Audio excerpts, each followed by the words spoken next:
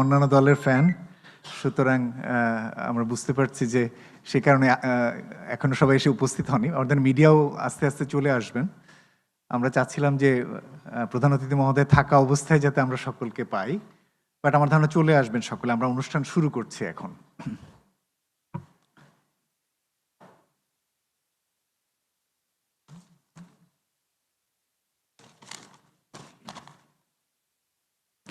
শুভ সকাল।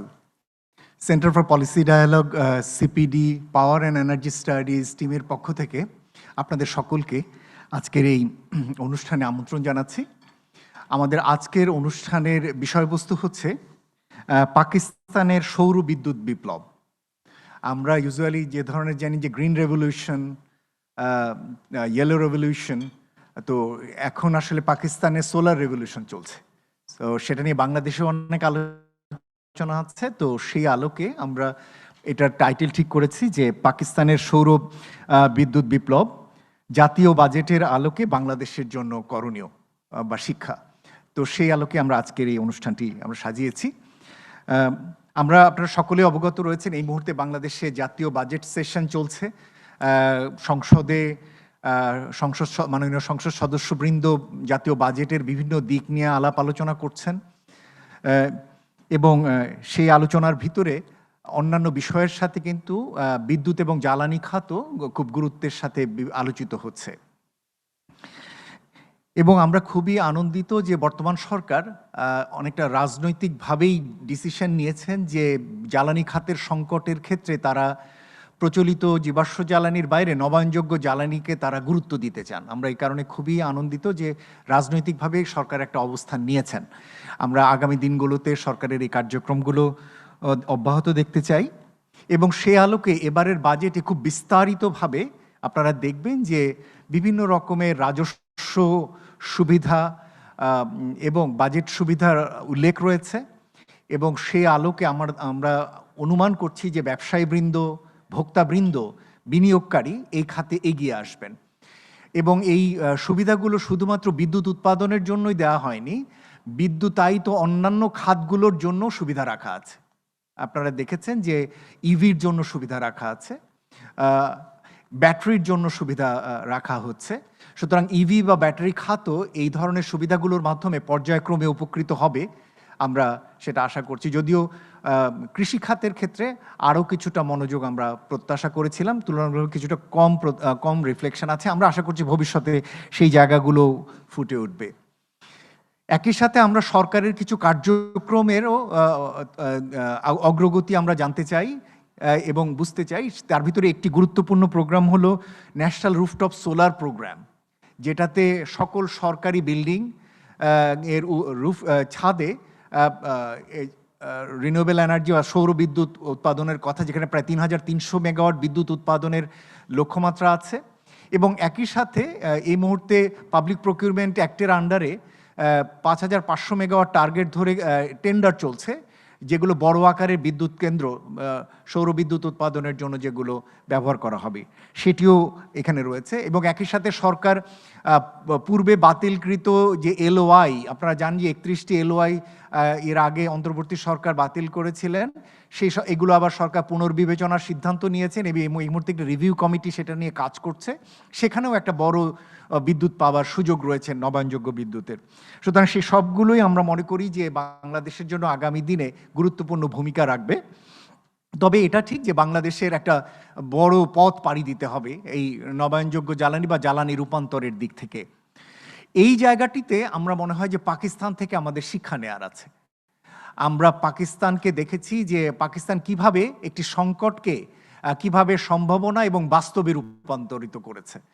খুব অল্প সময়ের ভিতরে পাকিস্তানে আমরা দেখেছি যে কিভাবে রুফটপ সোলার একটা বিপ্লব ঘটিয়ে ফেলেছে সেখানে, এবং সেটা মূলত হয়েছে যে অনগ্রিড সিস্টেমে বিদ্যুৎ না পাওয়ার জায়গা থেকেই বরঞ্চ অফগ্রিড সিস্টেমে গ্রামাঞ্চলে অনেক বড় আকারে এই সোলার ব্যবহার হচ্ছে সেখানে, এবং সেটা অব্যাহত রয়েছে সেই জায়গাটিতে।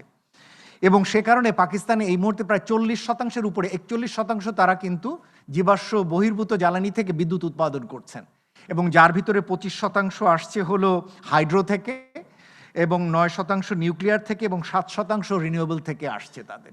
সুতরাং রিনিউয়েবলের শেয়ার বাড়ছে এবং অন্যান্য জ্বালানির তো শেয়ার সেখানে রয়েছে। এবং বিশ্বে এই মুহূর্তে যে সোলার আউটপুট হচ্ছে প্রায় 2778 টেরাওয়াট আওয়ার, সেখানে পাকিস্তানেরও, যদিও ছোট আকারে, কিন্তু পাকিস্তানও সেখানে যা অন্তত প্রবৃদ্ধির হিসেবে সেখানে তারা একটা গুরুত্বপূর্ণ ভূমিকা তারা রাখছে। আমরা বাংলাদেশে এবারের যে জ্বালানি সংকট হলো, এই জ্বালানি সংকটকালে কিন্তু আমরা দেখতে পেলাম যে সরকার বিভিন্ন রকমের উদ্যোগ নিয়েছেন। আবার অনেক জায়গাতেই পাকিস্তানের উদাহরণটি আলোচনা হচ্ছিল যে পাকিস্তান কিভাবে পারলো, বাংলাদেশ সেখান থেকে কী ধরনের শিক্ষা নিতে পারে। তো সেই জন্যই আমরা চিন্তা করেছি যে আমরা যদি একেবারেই পাকিস্তানে কাজ করেন এরকম যদি একটি অর্গানাইজেশন থেকে যদি জানতে পারি যে তারা কিভাবে কাজ করে সাফল্যটি পেয়েছেন, তাহলে আমাদের যারা অডিয়েন্স তাদের জন্য এটা খুব উপকার হবে। সেই আলোকেই আমরা যেটাকে বলে হর্সেস মাউথ, তাদের মুখ থেকে আমরা শুনতে চাই যে তাদের সাফল্যের কথা। আমরা খুবই আনন্দিত। We are very happy to invite Mr Basid Ghauri. Thank you, Mr. Basid, for joining us today. He is Manager, Special Initiatives and China Program, Renewables First organisation থেকে এসেছেন উনি। ওখানে একটা গুরুত্বপূর্ণ NGO, CSO, civil society organisation, নাম renewables first. সেখানে তিনি কাজ করেন ক্লাইমেট, এনার্জি এবং এনভায়রনমেন্ট নিয়ে। আমরা তার কাছ থেকে বিস্তারিত শুনবো। তিনি আজকে আমাদেরকে একটা কিনোট প্রেজেন্টেশন উপহার দেবেন। কিন্তু তার থেকে গুরুত্বপূর্ণ হলো আমরা খুবই আনন্দিত যে আজকের অনুষ্ঠানের সম্মানিত প্রধান অতিথি মাননীয় জাতীয় সংসদের মাননীয় চিফ হুইপ মহোদয় জনাব নুরুল ইসলাম মনি এমপি। ধন্যবাদ নুরুল ইসলাম মনি এমপি আপনাকে আমাদের অনুষ্ঠানে প্রধান অতিথি হিসাবে যোগদান করার জন্য। এবং তার সঙ্গে একটা যুক্ততা, একটা সংযুক্তি আছে, সম্পর্ক আছে। সেটা হচ্ছে অতি সম্প্রতি ন্যাশনাল পার্লামেন্টেও কিন্তু রুফটপ সোলারের প্রোগ্রাম চালুর ব্যাপারে উদ্যোগ শুরু হয়েছে। আমরা সেটাও মাননীয় চিফ হুইপ মহোদয়ের কাছ থেকে এবং মাননীয় প্রধানমন্ত্রী সেটি উদ্বোধন করেছেন। আমরা সেটা সম্পর্কেও চিফ হুইপ মহোদয়ের কাছ থেকে তার বক্তব্যের সময় পুরোটি শুনতে চাই। তো সেই হিসেবে আমরা মনে করি যে আজকের অনুষ্ঠানে আমরা তাকে পেয়ে খুবই আনন্দিত। আজকের অনুষ্ঠানে সম্মানিত ডেজিগনেটেড ডিসকাসেন্টস হিসেবে যারা রয়েছেন, আমি যদি তাদের সাথে আপনাদের পরিচয় করিয়ে দিই। Doctor Ashraful Alam, joint secretary, member, renewable energy, sustainable and renewable energy development authority, SREDA. Doctor Ashraf, আপনাকে ধন্যবাদ জানাচ্ছি আমাদের সাথে যুক্ত হবার জন্য। আমাদের সাথে আছেন Mr Mostafa Al Mahmud, president, Bangladesh sustainable and renewable energy association, BSREA এর president.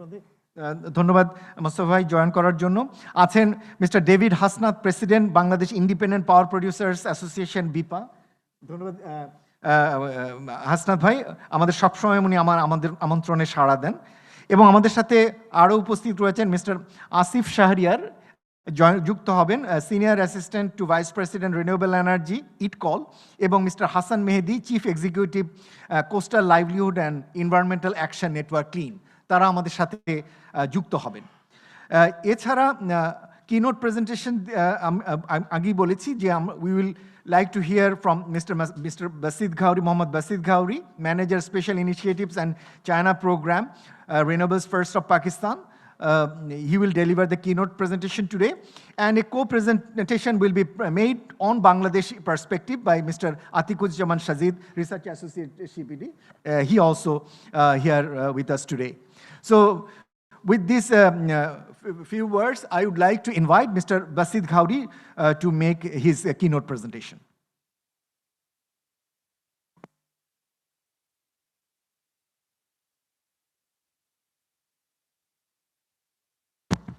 Thank you so much, Dr. Moazzem. And first of all, thank you for inviting me here to share the experience that we have had in Pakistan. I think we've gone through the introduction of myself. So in terms of today's session, the major idea that I want to have and share with you, there are few things about the Pakistan Solar Rush. So ultimately, we'll be going through how it happened. So, what were the factors, what were the drivers that led to this overall solar rush, what we call it.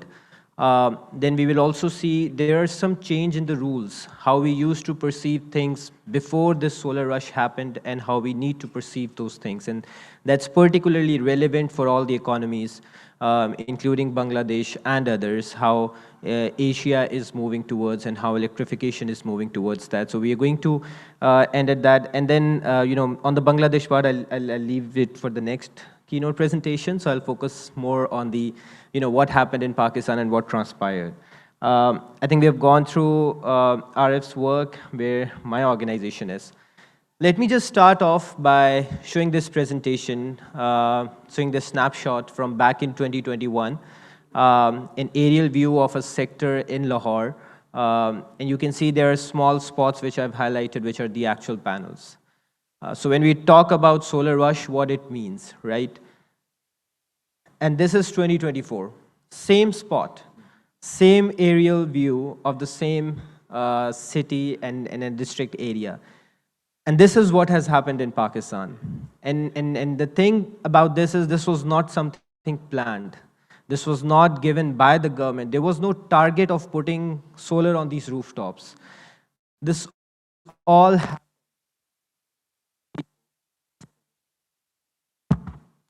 so this all happened by the people and by the citizens, who took this power to fill their rooftops with solar.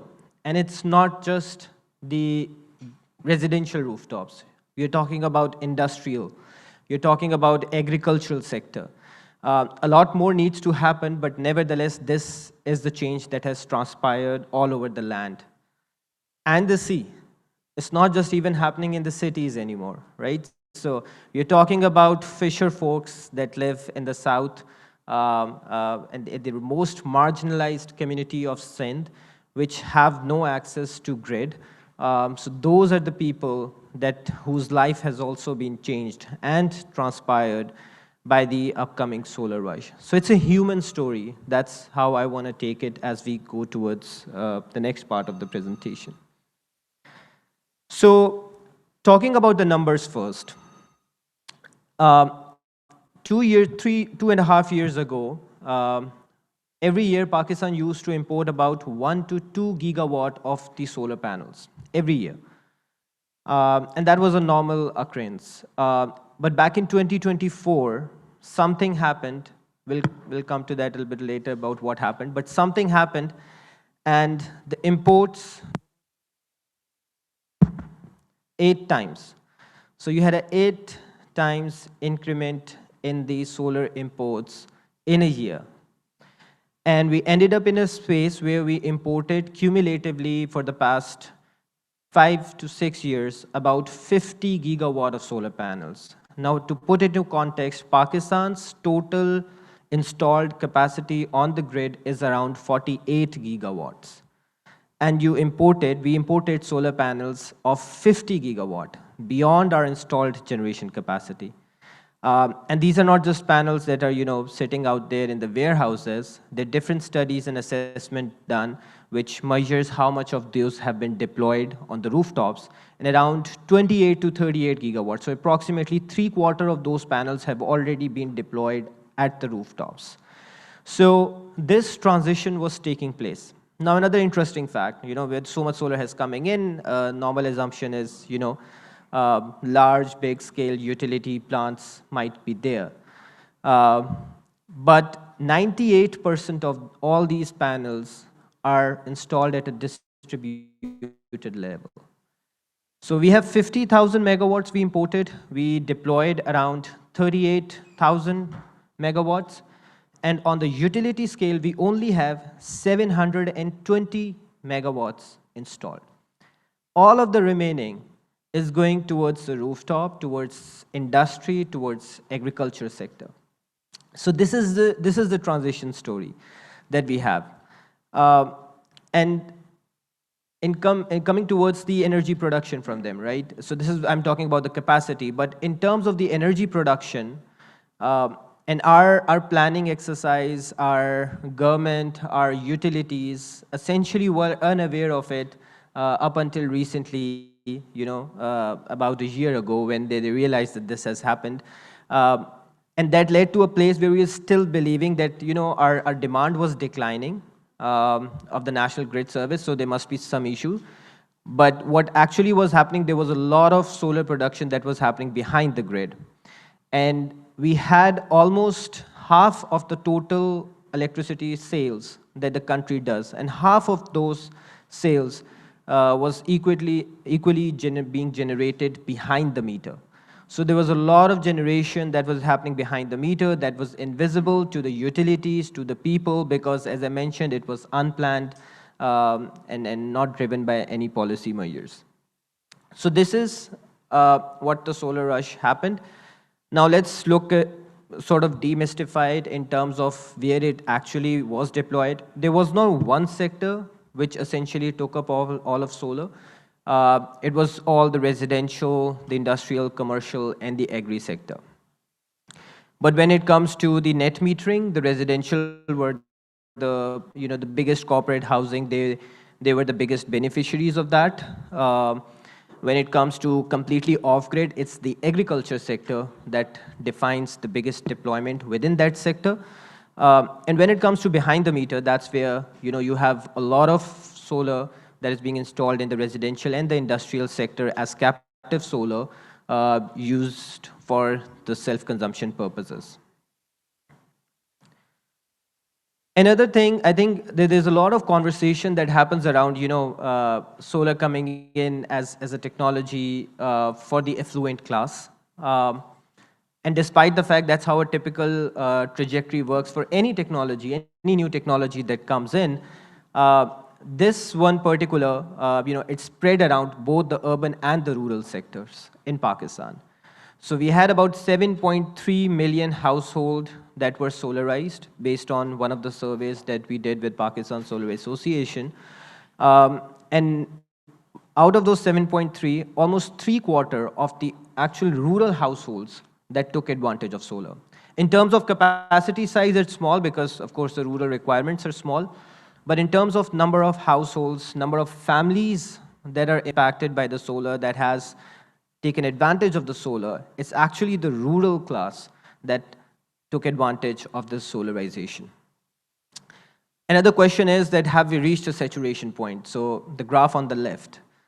So from 23 to 24, out of 40 million houses, only 7 million have been solarized. So despite the fact that it seems like the picture I showed you, it looks like it's almost 90% filled with solar, there is still ample of households, particularly rural segments, that still need access to the solar. So the picture is not complete yet. Now, what we call it, how it happened, sort of a perfect storm. And this perfect storm had some drivers. So I just want to dive deep into those drivers. So this dish that Pakistan was cooking of the solar rush, it had few ingredients in it. The first and the foremost ingredient was the crisis itself. It's a bit paradoxical because the solar rush was born out of a crisis. And that happened back in 2024 when late 2023's, when Pakistan was in part of IMF program, and one of the conditionalities was to rationalize the consumer end tariff. And before that, we had a highly subsidized tariff. I think this is something maybe relatable to Bangladesh as well. Before that, we had highly subsidized tariff, but as part of IMF program, we went towards that rationalization. And that rationalization led to a point where the grid priced itself out of the market. And people started looking towards alternative sources. We were at a time when we witnessed around 3 times increase in 3 years. So 3x increase in the tariff in 3 years of time when this tariff rationalization was happening. So what do you do when your bill goes from, 5,000 taka to 15,000 taka, right? So you look for that alternative sources, and that's exactly what Pakistanis did. As a result, we see that the demand started declining. And it was an outlier. We'll focus on that a little bit later, but we reached to a point where a country having a positive economic growth was witnessing a decline in the grid demand. That has never happened, right? The two have always been correlated based on our earlier models. Now, the second major ingredient. We sit at the backyard of a biggest manufacturing powerhouse for the renewables, China. And that develops and manufactures over 100 gigawatts of capacity every year. And during 2024, we had a big supply glut in China as well. That supply glut led to a time where you had, really undercutting of prices from the different manufacturers. So that resulted in a price collapse. And Pakistan, being in the immediate vicinity of that particular country, China, and being able to enjoy really good relations, free trade agreements with China, was an immediate beneficiary of that. So the first one was the crisis part. The second was a global phenomena which was happening in the lowering the cost of technology. So we had prices falling from 32 cents down to 16 cents within a year. So that's a big drop for panels that were being deployed locally. Now the third ingredient. I know we mostly say that this is led by the people, this is not a policy push process. It is not. It wasn't planned, but government did play the role. And I think the biggest role they played was they opened the floodgates and let the economy run its course, let the market run its course, let the solar being deployed by completely the private sector. Up until last year, because there have been a lot of regulatory changes that has happened for a few months. I'll come to that a bit later, why that is happening. But up until last year, it was completely unrestricted access to completely duty-free solar panels from China. So you had 0% duty. That was the biggest incentive. The second thing that the government did was we had a really lucrative net metering rules. So you had a one-to-one net metering, netting of all the units that were installed. So the major corporate housing societies, major urban metropolitans took full advantage of it. And that actually brought down a payback for a typical person who installed solar at their home down to 2 years. So that's way too lucrative for anyone to install solar panel at their home. The third thing that the government did was actually a decade ago, when the solar was still in the maturation phase. It was still a technology that people need to have trust in. At that time, the government did give a concessional scheme of 6% financing by the central bank for putting up solar projects. And many of the large solar projects that I mentioned, about 720 megawatt, so the utility scale, they also took advantage of it. So those were the incentives that were given. Even though that incentive was taken away before this whole solar rush happened, so that concluded back in 2021. But nevertheless, that's the role government plays. Facilitative and supporting the ecosystem and making sure not being an obstacle in front of this transition. Up until last year ago. I say last year because a lot has changed since last year. There have been many regulations put forth recently that have changed the direction. That includes taxes on panels, that includes changing in the same net metering regulations. But since we are talking about what led to solar rush, these are the few factors. So in sum, these three major ingredients came together and fueled a good economic case or a commercial case for people to put solar on the rooftop, for the industries to put solar on the rooftops. Now, before I come to the next slide, there's another aspect to it. Because our conventional wisdom is this so much solar has come in, where did the financing came from, right? And it's usually the most critical question, right? Because we as part of developing economies always have to struggle with the budgetary support, where the public financing could be routed and so on and so forth. So I want to do a poll in this room, but before, let me tell you that this whole solar panels, we had about 13 billion US dollars worth of capital that was mobilized. 13 billion. In Pakistan's context, this is twice the IMF program of 6.5 billion. So it's a big investment case. This is almost a quarter of foreign reserves for us, right? So this is a big and huge amount. Where did that funding come from? So now the typical funding line, financing line, are the commercial banks, are the public sector financing, the central bank lines, or the development partners who might be supporting this initiative.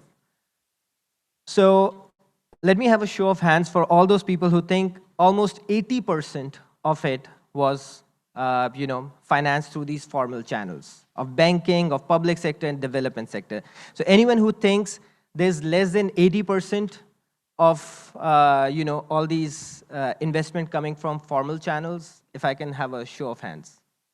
Anyone thinks less than 80%? No? Only 2 people. Everyone else thinks there's 100% coming from banks? I'm asking how much you think is coming from the banks and the formal channels. Is it less than 80? Yes. So we can have like a show of hands. How about less than 40? Okay, we still have some. How about less than 20? 20? No hands. Less than 10? It was less than 5%. Less than 5% was coming through banking channels, through formal channels. And then the question comes, then where did the funding come from? It was out of pocket of the people. People put their own money. It was human capital that actually financed this transition. And this is the most amazing aspect of this transition, because this is something that we miss in our overall models, in our overall projections when we talk about how solar needs to be put forth, installed, how renewables need to be integrated, because the biggest issue is the cost of capital. But here, people are coming up and putting their money into this. And out of 13.7 billion, that was total market capital that was mobilized, only $500 million was, financed by formal channels. And out of that $500 million, more than half of it was, something that was utilized by industries, putting up large captive solar or the grid scale utility plants. So they were taking major advantage of it. Now, this is the story of Solar Rush we have went through, and particularly, how it happened, the ingredients which led to this perfect rush. But it also had a lot of learning lessons for us. So now I'm going to give a critical view at the same Solar Rush as well, because the conditions might have been perfect to create the storm, but the storm's ramifications, its impact is not perfect. It never will be, because that's what a storm is. But nevertheless, we need to look into it, how critically, how, what are the good things that we did, and what is something that we can improve, we can do better. Let's start off from the good and the benefits. So we had like a big emission reduction. Essentially, I always argue that, we did a tripling pledge in COP28. We filled it in a year, less than a year, based on these stats. The second, we'll come that to it, there was a lower utilization. Of course, when demand was going off the grid, there was a lower utilization of thermal fleet. So that collapsed. So you had a greener grid per se. Another biggest impact is the skilled and workforce. We have 500,000 direct and indirect jobs coming from all these solar deployed. So there's a big skill force, and I think that's also something relevant to Bangladesh as well, because all these solar installations that happened in the formal and also the informal segment, they are part of that skill force, and they are an asset, right? So how do we take advantage of that? Now, the next key insight is about what I was talking about, a typical, conventional wisdom statement. energy growth is linked to economic growth. And up until the time we did not account for how much of solar was being produced behind the meter, they seem like decoupled trends. So we had a time where we had a net positive economic growth, but net decrease in the grid sales or the national electricity production. And that was primarily our official data that failed to capture a lot of the electricity that was producing behind the grid. This 19 terawatt hours number is sort of very old. When the solar rush was happening, now it's almost 4 times of it. So we have about 65 to 70 terawatt hours. Oh. Which one? Both? Okay.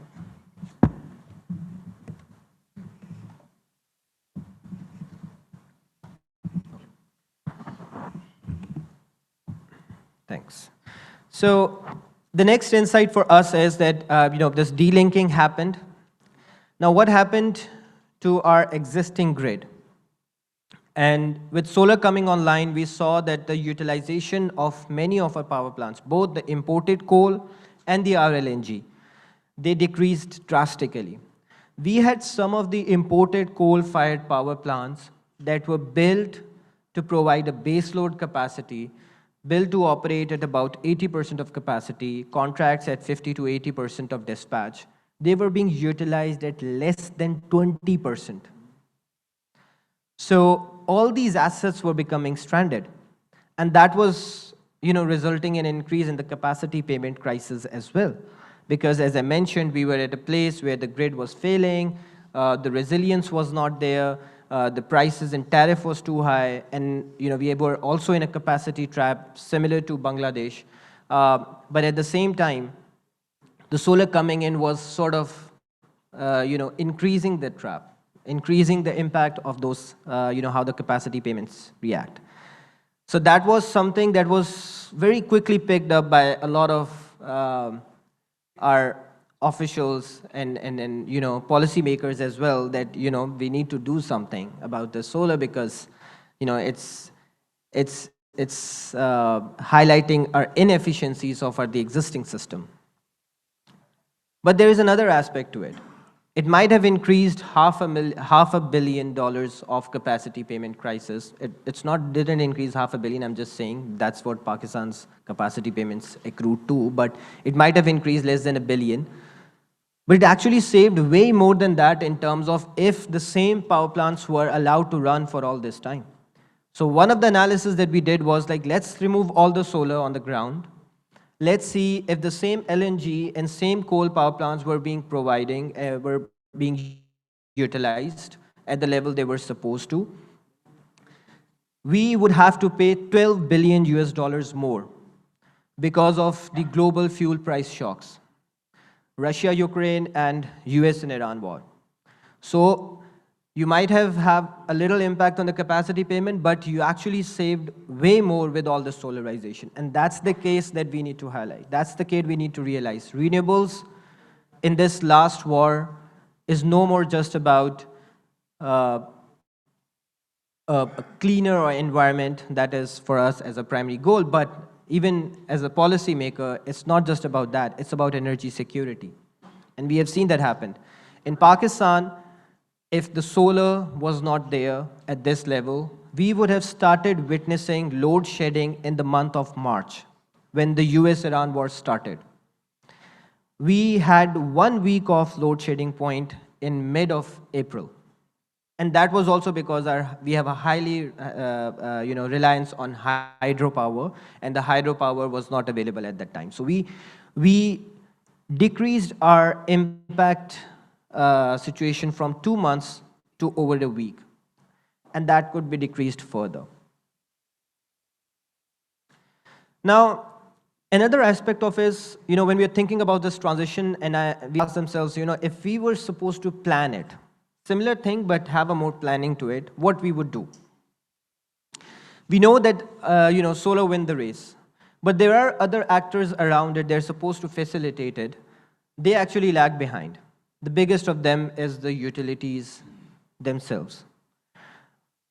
As I mentioned, we had like visibility on the solar panels 1 year down the road after those have been deployed, but the utilities was not ready for it. They're still based on previous conventional wisdom of how to dispatch a one-way flow of electricity while there's a major chunk of production happening at a distributed level. So you have to start thinking about two-way flow, you have to start thinking about reactive power compensation and other services for the grid. When we're talking about ancillary market services, such a big thing that is required to support the renewables, but also to integrate the storage for those services, Pakistan didn't have this market. So our ancillary services are built in the contracts with all these power dispatchers. So there's no way for me to enter into the market up until now that the government is moving towards opening up an ancillary service market in coming years. So the grid and utilities are lagging behind. As a result, we are witnessing the duck curve. You can see on the graph with FY 2025, the demand during the solar hours is falling drastically, and it's going to fall further. So the grid needs to be ready to take advantage of this reality. That means making it more flexible. That means having visibility on how much solar is deployed where, how much backflow current is coming up, and in the second phase, being able to get a lot of services from these same consumers. Now, what these grids can do. In Pakistan's case, since they have missed that curve where we did not, took up a grid and solar all together, now what they can do is ride on the storage wave. Because you see on the graph on the left, the same thing that was happening with solar, it's actually happening with the batteries. Particularly, I'm talking about lithium batteries. So we have had 100% increase in the batteries import from 24 to 25, last 2 years. So the battery rush is coming up after the solar rush. For the grid, for the utilities, the case is whether they are able to manage this rush or not. Because just like the solar rush, this is also coming because it makes perfect economic sense right now to put up a battery. And the same thing will happen if the grid or the government doesn't do anything, right? So the way we see ourselves right now is on a path with sort of like at a fork with two paths. One path is that, the grid is also going to be deployed behind the meter, just like the solar, and ultimately that leads to what we call a utility death spiral. The other aspect is where grid actively integrates this storage as a service, allow people to utilize it, give new tariff models to incentivize the storage, and that is exactly how utilities can remain relevant. Otherwise, what the graph is showing, what the trends are showing, that you have a completely self-sufficient, reliable, affordable market behind the grid, with grid becoming irrelevant. So that's the wave that the utilities need to catch. Another thing that I would do differently when it comes to the solar rush is that, 3 years back, if you go and tell someone that, there's a 50 gigawatt market that is coming up for solar panels, it's so easy to put up an industry of a manufacturing there. And Pakistan had like 0 megawatt of manufacturing up until now because we missed that bus. We missed that time. We didn't plan for it. We didn't forecasted this demand. With the storage wave, this is something that we can do, and we are working on it, right? So now it's not just about deploying it, but also building a whole industry around it, building a whole supply chain around it. And currently, one of the efforts that is ongoing by overall the ecosystem is to make sure that the battery manufacturing and the assembling system is localized for the next storage wave so that you can take advantage of it. Now, on the third part, this is the last one particular way we're talking about the lessons. So we've seen how it happened. We've seen the key drivers for it. We have seen what it meant for different sectors. Now, let's see about what it means for the global developing economies. First thing that I want to point out is that this is not a one-off phenomena. This is just the first one. So we are going to see that, in fact, we are seeing that. One of the studies that was done by, and I think, sorry for not citing it here, but this study has been done by Amber. What they have done is mapped out the imports for all different countries. And the green and the dark shaded area are those countries we are going to have record imports of solar panels. So the same thing where we were at the start of 2024, this is happening in different economies all over the world. And we have about 50 countries that are set to make a record in 2026 to have all-time high imports. So it's not a one-off phenomena, it's a global phenomena. Now I wanted to just take some time out because a lot of times we think that, it's a completely replicable model, or, you can have it replicated 90% something like that. It's not. Every economy has its different context. And we mentioned there are key learnings for us that what's happening globally. But I wanted to highlight Asia because, that's where we are from in the context of the developing economies as well, in terms of there are 4 different cases in Asia when it comes to this whole solar rush and how it can happen there. We've talked about Pakistan. Coming over to the Bangladesh, it is very similar structurally. It is also in the similar capacity payment crisis trap. So the inception point is almost there. There's structurally very similar unbundled market as well for the power sector. Then the second is Philippines, which is, have a good grid parity, but the problem and issue is, the biggest supply chain and logistical challenges. So it's not an integrated system. It's a very spread out, islands where you have to look towards how you can, provide a common framework for this kind of solar rush. Thailand is an interesting example because one of the key ingredients for us was, it was born out of crisis. For the Thailand, this is something that, it's a well-nourishing market. Essentially, don't have the bigger issues of high tariff or, capacity crisis like Bangladesh or like Pakistan. So how do you, fuel such kind of a solar rush in an economy where everything is going well, right? So that's another pathway for us. Even in the Thailand, the imports are coming all-time high, but it's going to look very different because it's structurally very different. And the 4th case is of Indonesia, where you have a very strong institutional fortress.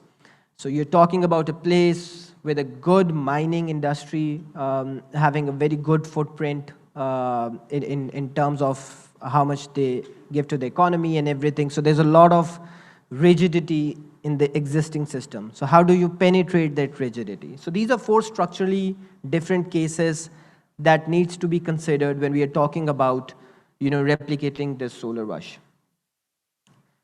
Now, there are a couple of things that also I wanted to mention was, this is a recent study that was being done by the Amber. And this also shows that the trajectory for most of the developing economies and the Asian economies is going to be very different from what the developed economies followed when it comes to the renewables integration. We do not have to completely lock into fossil fuels to start moving towards renewables. In fact, we are not locking into it. The trajectory for the Asia, as you can see on the graph on the left, they are moving towards electricity before they actually lock completely into fossil fuels. And that's the new reality that we need to realize. When we are building the systems for tomorrow, it's not just for the Bangladesh, it's not just for Pakistan, it's the trajectory of the new economies that are emerging, China and the others. The China variable, I think we have talked about it. Whatever we do, whatever the rush happens, however it happens, China remains one of the critical factors as being the major technology provider, right? They house about 73 quarters of overall investments into clean energy. That makes them more relevant, not just based on the cost of technology, but also on the type of technology, right? So which storage is going to come in? That is going to be defined. How you trade relations with China, that is going to define the cost of imports as well. And even if you're talking about technology transfer, China is for the most of the developing economies, they have good relations with China. So that is the country to go through. So how you deal with them on the energy transition would also define, how the rush takes place. So that's also one of the key things we have to realize. Another insight is, this is an IEA projections that you are seeing. And, we had about initial projections of solar, and you can see they're about 200 to 250 gigawatts. And we have crossed 600 gigawatts. So the projection models are outdated, internationally, nationally as well. As I mentioned in Pakistan, our projections were, our projections even today, as of today, the generation planning that happens is still not reflective of the true nature of where this solar is going to go. And that's why it's so important that we look into these forecasting models. We make sure that it reflects the true essence of, how much solar is going to get deployed. I won't go into the Bangladesh question a bit, because I think that's for the next presentation, but I will end by sort of collating all the things and defining it into a sort of a framework for the solar rush. So we had 4-tier framework how we see this rush can happen.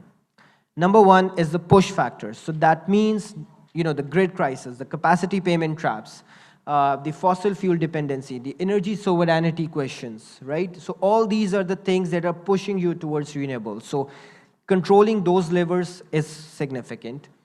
Number second is the pull factors. So that means the irradiance part, the resource availability part, how much policy incentives are there, whether the net metering is there, whether the import duties are complete or not, and so on and so forth. The third is the supply chain cost. And that's whether the consumers can actually afford these panels or not. So the question of cost, whether it be bringing in new instruments, new financing, supporting them with subsidies or something else. So the affordability question, that is crucially important. And the fourth tier are actually the enabling conditions.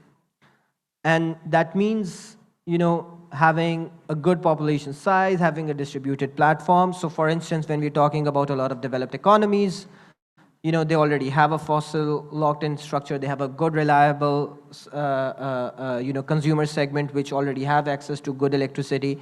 So those are the segments and parameters that are also going to help you define the framework of what the next rush could look like for Bangladesh or for Pakistan. So I'll end there, and if any question, discussion, thank you.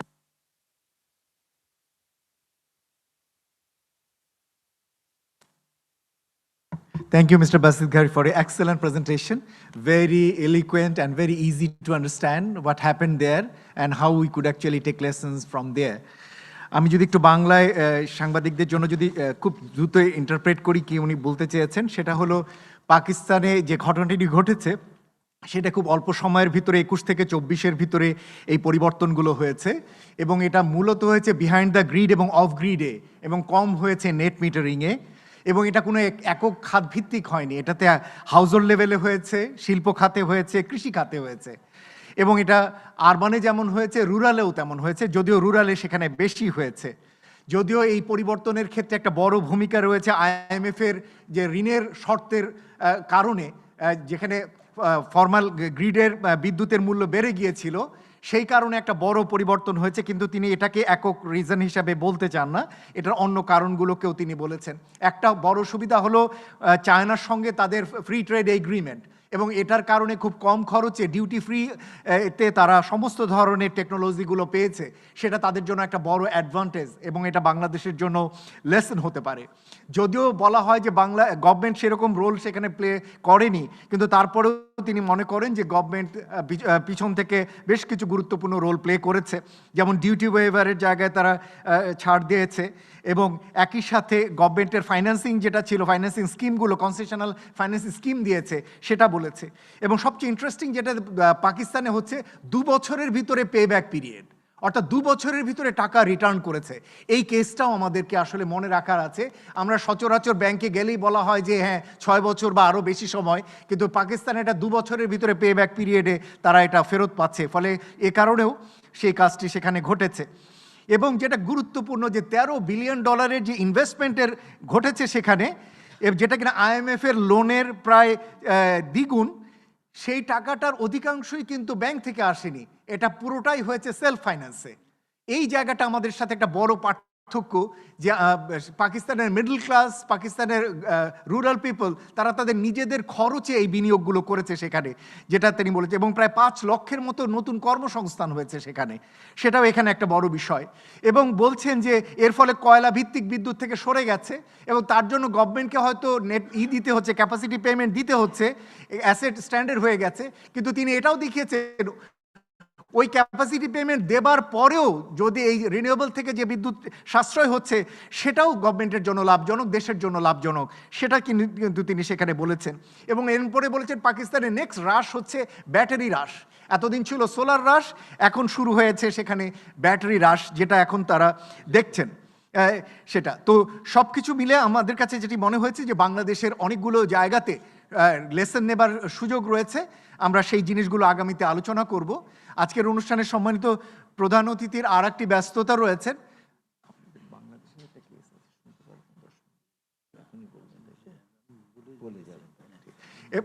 ঠিক আছে। এবং আমার মনে হয় যে মাননীয় প্রধান অতিথির বক্তব্য আমরা শুনবো, এরপরে আমরা বাংলাদেশের কেসটি শুনবো এবং সেটা নিয়ে পরে আমরা ওপেন ডিসকাশনে চাপবো। At this moment, I would like to invite our chief guest, Mr. Nurul Islam Moni, MP, Honorable Chief Whip, Bangladesh Parliament, to deliver his speech. Assalamu alaikum. Very exciting এবং very interesting এবং অত্যন্ত গুরুত্বপূর্ণ বটে আমার কাছে মনে হয়েছে mister ঘাওড়ির বক্তব্য। It was very exciting and very interesting for me. Mr. Ghauri is welcome to Bangladesh and we welcome him for his innovative and very pragmatic ideas he has taken with him for Bangladeshi people. প্রিয় সুধীরবৃন্দ, আমি সমস্যাটা হলে এই যে আমার একটা programme আছে, সেখানে আমার 11টায় যেতে হবে, এখন 11:05 বাজে। আমি আপনাদের সংক্ষেপে দু একটা কথা বলতে চাই। তাহলেই বাংলাদেশ সরকারের প্রধানমন্ত্রী তারেক রহমান সাহেবের সকল প্রোগ্রাম আপনারা দেখবেন তাকিয়ে, সেটা হলো মানবদরদী, মানবিক এবং ওয়েলফেয়ার স্টেট করার জন্য যে কাজ তা তিনি করার চেষ্টা করছেন।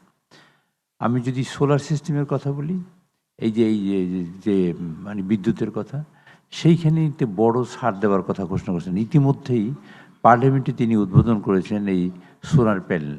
আমরা শুরু করেছি মাইনর স্কেলে, মাইনর লেভেলে, বাট এটা সারা বাংলাদেশে আমরা ছড়িয়ে দিতে চাই। উনি বলেছেন, মিস্টার ঘাওড়ি বলেছেন 73% রুরাল পিপল এটাকে অ্যাডাপ্ট করেছে ইন পাকিস্তান। 73%, এটা কিন্তু একটা বড় ব্যাপার। আমাদের দেশে আমরা একটা অনেক কাজ করি, আমি সেখানে শুনেছি, আমি শোনার কথা বলছি, যারা এক্সপার্ট ছিলেন তারা বলেছেন 4 বছরে এই টাকাটা ফিরে আসে। তো তারপর 15 বছর যদি এটা লাইফ থাকে, স্প্যান থাকে, তাহলে বাকি সময়টা কিন্তু টোটালি লাভ। এটা হতে পারে আমাদের রিনিউয়েবল এনার্জি থেকে, সব জায়গা থেকে, মানে এই পদ্ধতিতে হতে পারে। আমি মনে করি বাংলাদেশের গভর্নমেন্টের এইবার ট্যাক্সেশনের কোশ্চেনে অনেক ছাড় দিয়েছেন এবং সেখানে যারা ইন্ডাস্ট্রিয়ালিস্ট আছেন আমি তাদের অনুরোধ করব, আমি আপনাদের মাধ্যমে অনুরোধ জানাতে চাই তারা যেন এগিয়ে আসেন।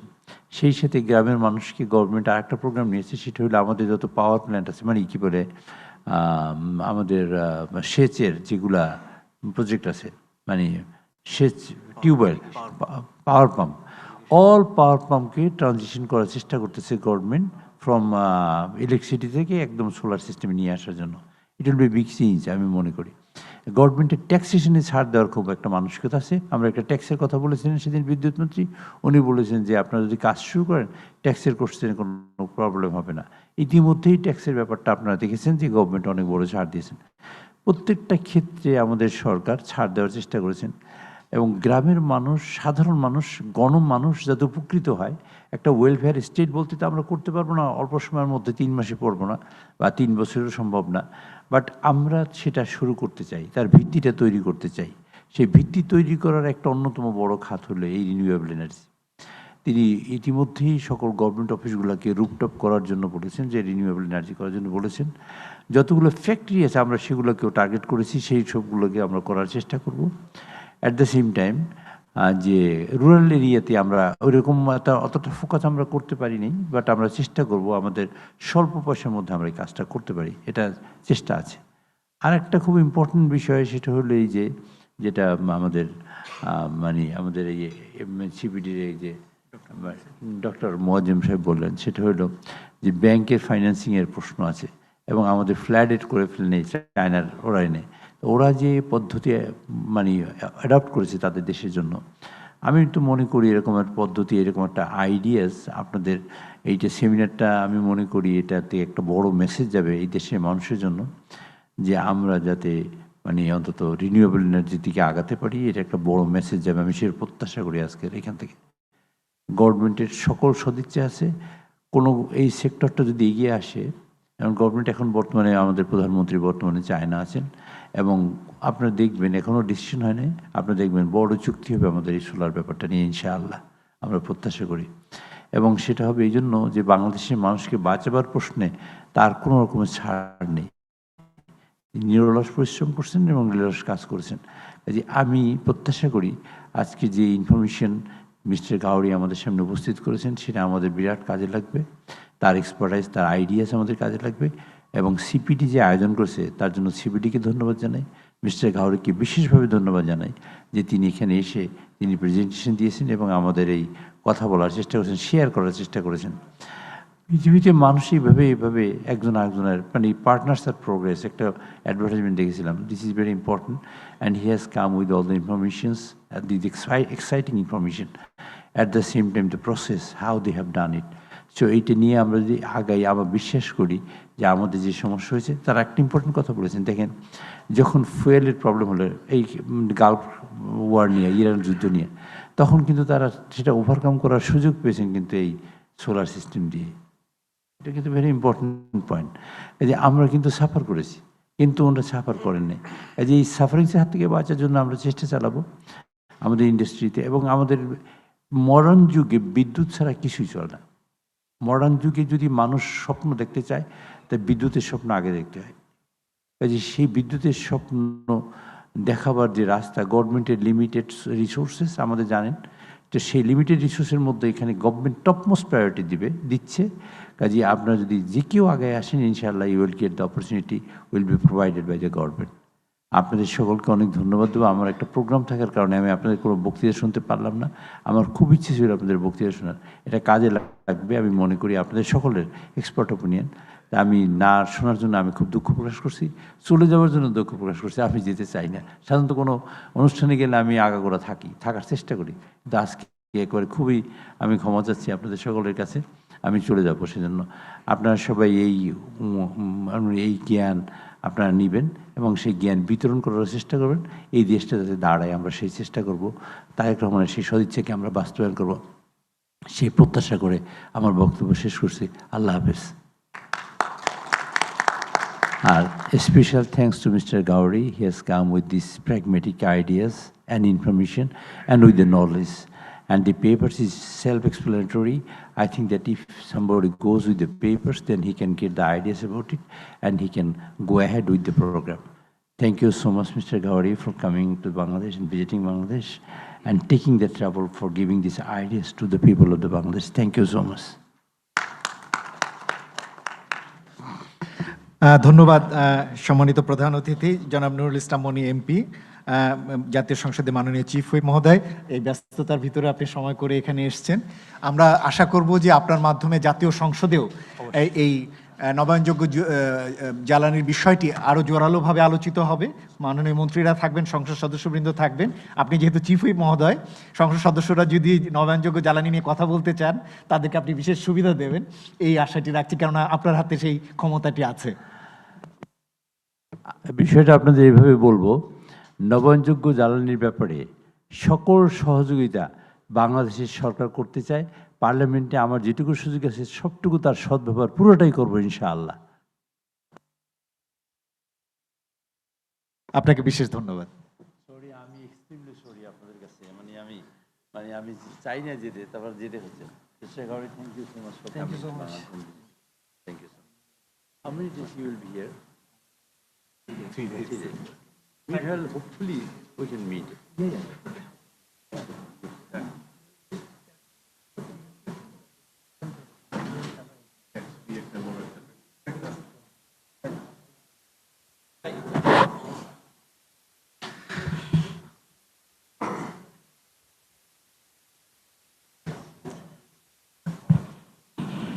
Let us resume the session once again.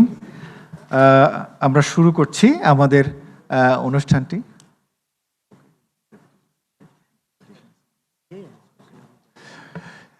So আমরা এখন বাংলাদেশের একটি প্রেজেন্টেশন রয়েছে। এটি আসলে মূলত কিনোট প্রেজেন্টেশনের সাথে শুধু বাংলাদেশ অ্যাসপেক্টসগুলো একটু ধারণা দেওয়ার জন্য, যাতে আমরা অডিয়েন্স আলোচনার সময় যাতে দুটো মিলিয়ে তুলনা করে করতে পারি। তো একজন আমাদের পক্ষ থেকে কো প্রেজেন্টার হিসেবে আছেন মিস্টার আতিকুজ্জামান সাজিদ, আমার colleague, research associate CPD.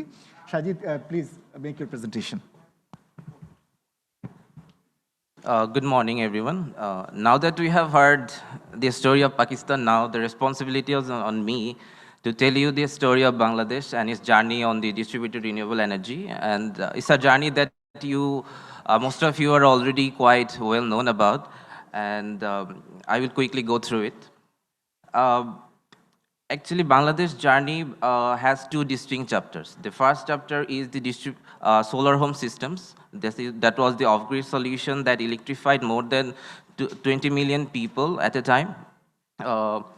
And the second chapter is, which is currently unfolding, which is the story of grid-connected rooftop solar solution. And I will go through that as well.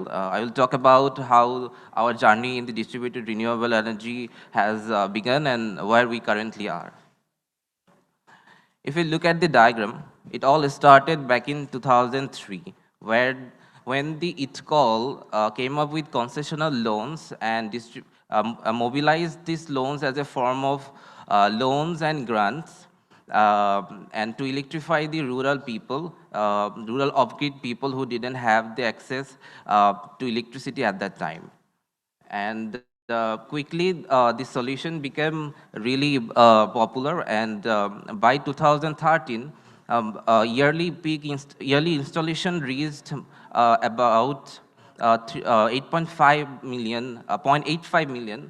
I'm sorry, 0.85 million. That was the peak. And I want to show you the trend. It quickly became popular, and after reaching its peak in 2013, we see the installation trend gradually fell, and within 5 years, in 2018, the annual installation reached just to 3,000 installation a year. That's sharp fall, almost 99% fall drop in the last 5 years. I want to talk about what happened here, like why a popular solution became really unpopular, that the installation fell so quickly. During this period, between 2014 and 18, massive grid expansion took place. There was a vision of 100% electrification, and that vision actually led to this massive electrification and grid expansion to the off-grid remote areas. And as a result, suddenly the people who didn't have the grid electricity now, at that time, had the access to grid electricity. And they had two options at that time. One was the old solution, solar home systems, and the new solution, that's the grid connected electricity. at that time, another thing happened, the income purchasing power of the household has increased. So their demand for energy also grew. And the solar home system, which was designed for providing a small capacity power, couldn't keep up with their demand. So therefore, what happened, the new installation failed, people switched to grid electricity, and the retention as well, retention fell as well. Those who had the SHS program installed, and they didn't continue to use it. And I want to talk about the second era, which started when this old solution SHS was fading. It is, I will talk about it later. One important difference between Pakistan and Bangladesh is that unlike Pakistan, where people actually shifted toward the solar solution and they purchased the solar solution out of their pocket, what happened in Bangladesh is that this was a solution that was like inspired through loans and grants. It calls concessional loan were provided to the household, where the 75% was loan and 25% was grants. So it was actually a finance-based solution where the finances came first and the people rushed towards the off-grid solar home system came later. When the era of the solar home system faded away, or started to fade, a new trend or new solution emerged and became popular. That's we call the on-grid solar solution for Bangladesh, which is rooftop solar solutions. And if we look at the current status of it, there are around 4,500 installation across the country, and 60% of them are located in our capital, and the total installation capacity of all those installation combined is 200 megawatt. And I also talk about the solar irrigation, which is also a solution that has become popular. And however, only 7% of them, 8% of them are grid tied, and there are a total 3,500 of SIPs across the country. And to talk about the trend, if you look at the trend of the net metered rooftop solar installation, it became popular during 2019 and started to fail afterwards. But however, we can see the recent years that the people are shifting towards, the industries and the households shifted towards the net meter rooftop solution. And from 2024 to 2025, the installation grew almost 160%. So we can see the shift there. And one thing about this net meter rooftop is that the retention rate is quite good. Almost 98% are currently functional. And we also did a survey in last year on the solar home system. We found that almost half of the off-grid solution which are currently non-functional solar home systems. And another thing, interesting thing about which we almost similar to the Pakistan case is that majority of this installation actually happened through the self-investment. The household or industries that had the capacity to invest actually came and invested in the net meter rooftop solar. Now, as we have told about the growth, now we should also look at where the growth actually took place. If you look at the graph, the growth and the demand or the trend is urban area centric, where actually, and it's mostly in our capital Dhaka, and that actually accounts for 60% of the total net meter rooftop in the country. And if there is a concentration, and we also see a concentration in terms of who is implementing this net meter rooftop solar. If you look at the table 3, there were 40% of the net meter rooftop were installed by BREB, and 23% was by DESCO. So that actually explains that we couldn't reach the rural areas in terms of net meter rooftop solar. And I want to talk about the situation in the industries in terms of rooftop solar installation. And we have a lot of industries, and among the industries, currently they are really enthusiastic about the solar solution, installing net meter rooftop on their roofs, on their factories. Currently, there are around 800 installation, which accounts total 77 megawatts.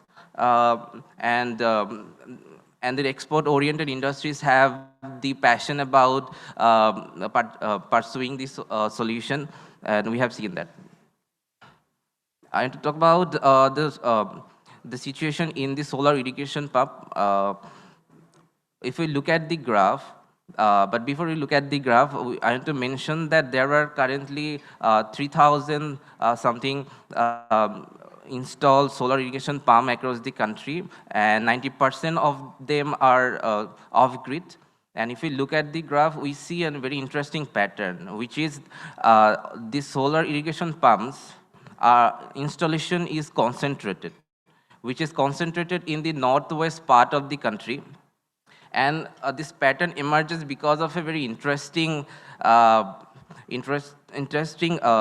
The reason is that this SIP were financed mostly through ITCOL's loan. Almost 46% of the SIPs were financed through ITCOL, and ITCOL and other similar organizations who finance the solar irrigation program, they want to ensure that those loans they provide can be paid back by the farmers. So they only finance SIP in the region where the farmer can produce more than 3 crops or at least 3 crops in a year. So we can see because of this focused or concentrated accessibility in the finance, SIPs were concentrated in this region. And if we look at the rest of the country, we don't see that much adoption in the SIP.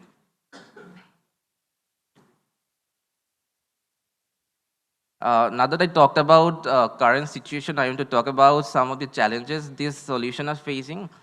Despite the promising growth in rooftop solar and the SIP, there's some of the barriers. For the rooftop solar, the first challenge is finance. Unlike SHS, there is no microcredit or equivalent mechanism to inspire households or the industries to adopt the net metered rooftop solar, and the commercial banks are often reluctant to finance small and long-term loans in the distributed renewable energy, which makes it difficult for household and SMEs to invest in these solutions. And also the high tax rate and duty also hampered the adoption rate by increasing the upfront cost. Net meter approval is also an issue. We may take longer time, and institutional coordination is also a barrier there. For the industries, the additional barriers include strict collateral requirement, and for the OPEX model, banks do not accept the solar materials as a collateral, which has been a problem. And the limited access to Bangladesh Bank Green Finance Scheme, which is very limited, and that is suffered by heavy documentation. And for the solar irrigation pumps, we see heavy grant dependency. Almost all it calls financing mechanism. 50% of the fund is grant-based, and all the other SIP that were installed or implemented by government, in that case, 100% is the grant, and so it is a heavy grant dependency is there. And I also mentioned that the finance is tied to geographic location, so that is also a problem. Moreover, the remaining SIPs are not grid connected. Therefore, the farmers cannot sell the surplus electricity, and which limits their revenue opportunity and the competitiveness of the SIP as an option overall. I want to now recommend some of the solutions overall solution for this. The first solution for us is that we need to improve our finance and come up with innovative financing mechanisms, taking account the local challenges and the consumer's perspective. And we need to simplify the net meter regulation and improve the coordination among the institution. And also we need to make sure that solar solutions are affordable and the household can afford them and shift towards them. Another thing is that we also need to build local capacity in terms of maintenance and repairment services, and making it easy for industries to access the green finance of the Bangladesh Bank. And the collateral issue needs to be solved there for the industry's rooftop to soar. Before I end my presentation, I would like to highlight a very important lesson that we learned from our off-grid era, off-grid solution. That's the retention should also be prioritized, not just the installation. Thank you, everyone.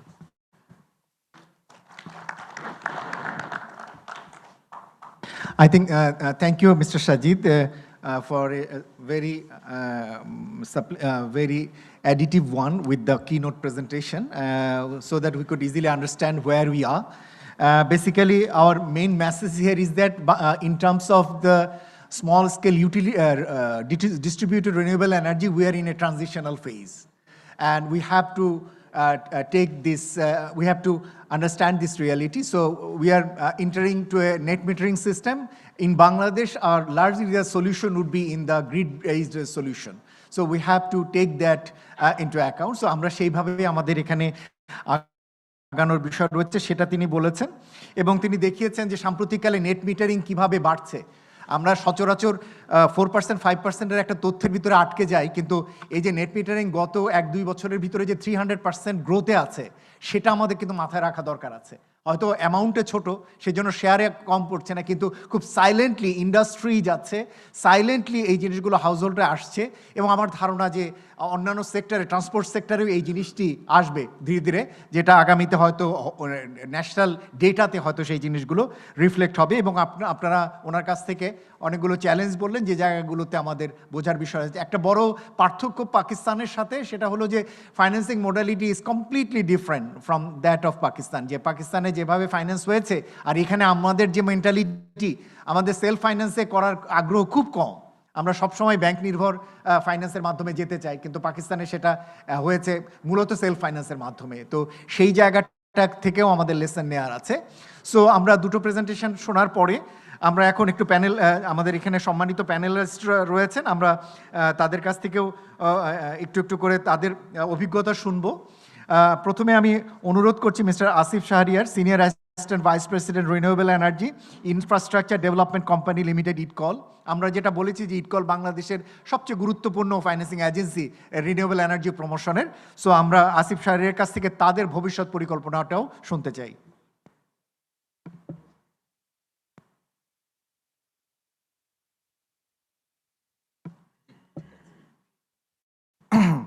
Hello everyone, Assalamu alaikum, and a very good morning to you all. So this was the presentations which were done earlier were very lively and informative, and those were reflecting of some very crucial decisions that Bangladesh needs to take immediately or within a very short period of time. So the government of Bangladesh has set a renewable energy target of onboarding around 10,000 megawatt within the next 5 years. And previously, we also set a target to achieve around 20% renewables by 2030 and then 30% by 2040. So in ITCOL, we have set a target to onboard around 5,000 megawatt in the next 5 years. This will be focused primarily on the rooftop and utility scale projects, irrigation, as well as some other projects. So from all the discussions, and we are all aware that for increasing renewable energy share, rooftop is the way to go for Bangladesh, or for at least at this moment. So in the rooftop sector, what we will do is basically we are continuing our investments in the industrial scale rooftop programs. And for, say, for commercial facilities who doesn't have enough roof space, we are expecting they will be taking advantage of the MPP policy, which will be enacted very soon. And still then, we have another problem is like the overall power scenario in the country. For example, in Bangladesh, around more than 55% of the power is consumed by household, and they're paying a tariff which is financially very burdensome for the government. So to address that and to optimize the limited space that is available in the country, ITCOL is also planning to introduce a household level rooftop program very soon, which will be focusing to say 3 to 5 kilowatt peak systems at the present. And in the future, as technology grows, we will be also financing smaller systems as well. So these are overall ITCOL's target, and for the financing point of view, we believe that although we have set a hefty target in this sector, the commercial banks also needs to play a part, and for that, say we need to utilize, say, the funds like the Bangladesh Bank refinancing scheme, or we need to have more funds like that. So in concluding my remark, I would like to refer back to our solar home systems program. So when we ran that, basically, while deployment, it was made sure that at the very rural level or at the very beneficiary level, there was an inherent advantage for them. For example, the installments were designed in such a way that every household was not required to pay any additional amount for switching to that. How was that possible? For example, before adopting the home system, they were reliant on kerosene lamps. So the installments were designed in such a way that their monthly payments for kerosene was equal to their monthly payment for solar home systems. This, we believe, was an key factor for rapid adoption. So for designing every program, we need to see that the motive or the benefit for the end user first. This, we believe, will be helpful for our long run. Thank you all. আপনার কাছে আমার একটা supplementary প্রশ্ন রয়েছে, একটা supplementary জিজ্ঞাসা রয়েছে, সেটা হলো যে আপনি পাকিস্তানের কেসটা শুনলেন, পাকিস্তানের কেস থেকে আপনার কোন পার্টটা সবচেয়ে বেশি ইন্টারেস্টিং মনে হয়েছে পাকিস্তানের? ওয়েল, আমরা পাকিস্তানটা যেটা আমরা ইন্টারেস্টিং মনে করলাম যে আসলে অলওয়েজ টপ ডাউন ম্যান্ডেট দরকার হয় না। If the policies are supporting and enabling private sector or individual লেভেলে নিজেদের নিডের কারণে অ্যাডপশন হয়, যেটা আমরা দেখলাম পাকিস্তানে এক্সট্রিমলি ড্রাইভ করেছে ওদের আপটেকটা। Those were really organic rather than government having a program. The individuals, the households were more keen to adopt those technologies so that they can have better power scenario. ধন্যবাদ আপনাকে। আমার মনে হয় যে আমরা ইটকলের পার্সপেক্টিভটা জানতে পারলাম এবং আমরা খুবই আনন্দিত যে ইটকল আগামী 5 বছরের জন্য তারা 5000 মেগাওয়াটের রুফটপ সোলার টার্গেট করে তারা এগুচ্ছেন, যেটা খুবই এনকারেজিং একটা তথ্য। ওভারঅল রিনিউয়েবল এনার্জি 5000 তারা এটা টার্গেট নিয়ে এগুচ্ছেন, এবং যেটার ভিতরে ইন্ডাস্ট্রিয়াল রুফটপ আছে, এবং খুবই আনন্দের ব্যাপার হাউসহোল্ডকে তারা এবার নিয়েছেন। সচরাচর বলা হয়ে থাকে হাউসহোল্ড লেভেলে ইটকল আগ্রহ কম দেখান, কিন্তু এবার আমরা এটা জানতে পেরেছি তারা ওরকম ফাইন্যান্সিয়াল মডেল তারা নিয়ে আসছেন, যেটা হাউসহোল্ড লেভেলে এটা এক্সপ্যানশনে ভূমিকা রাখবে আগামী দিনগুলোতে। আপনাকে ধন্যবাদ। এই পর্যায়ে আমি অনুরোধ করছি mister David Hasnat, president, Bangladesh independent power producers association, বিপা।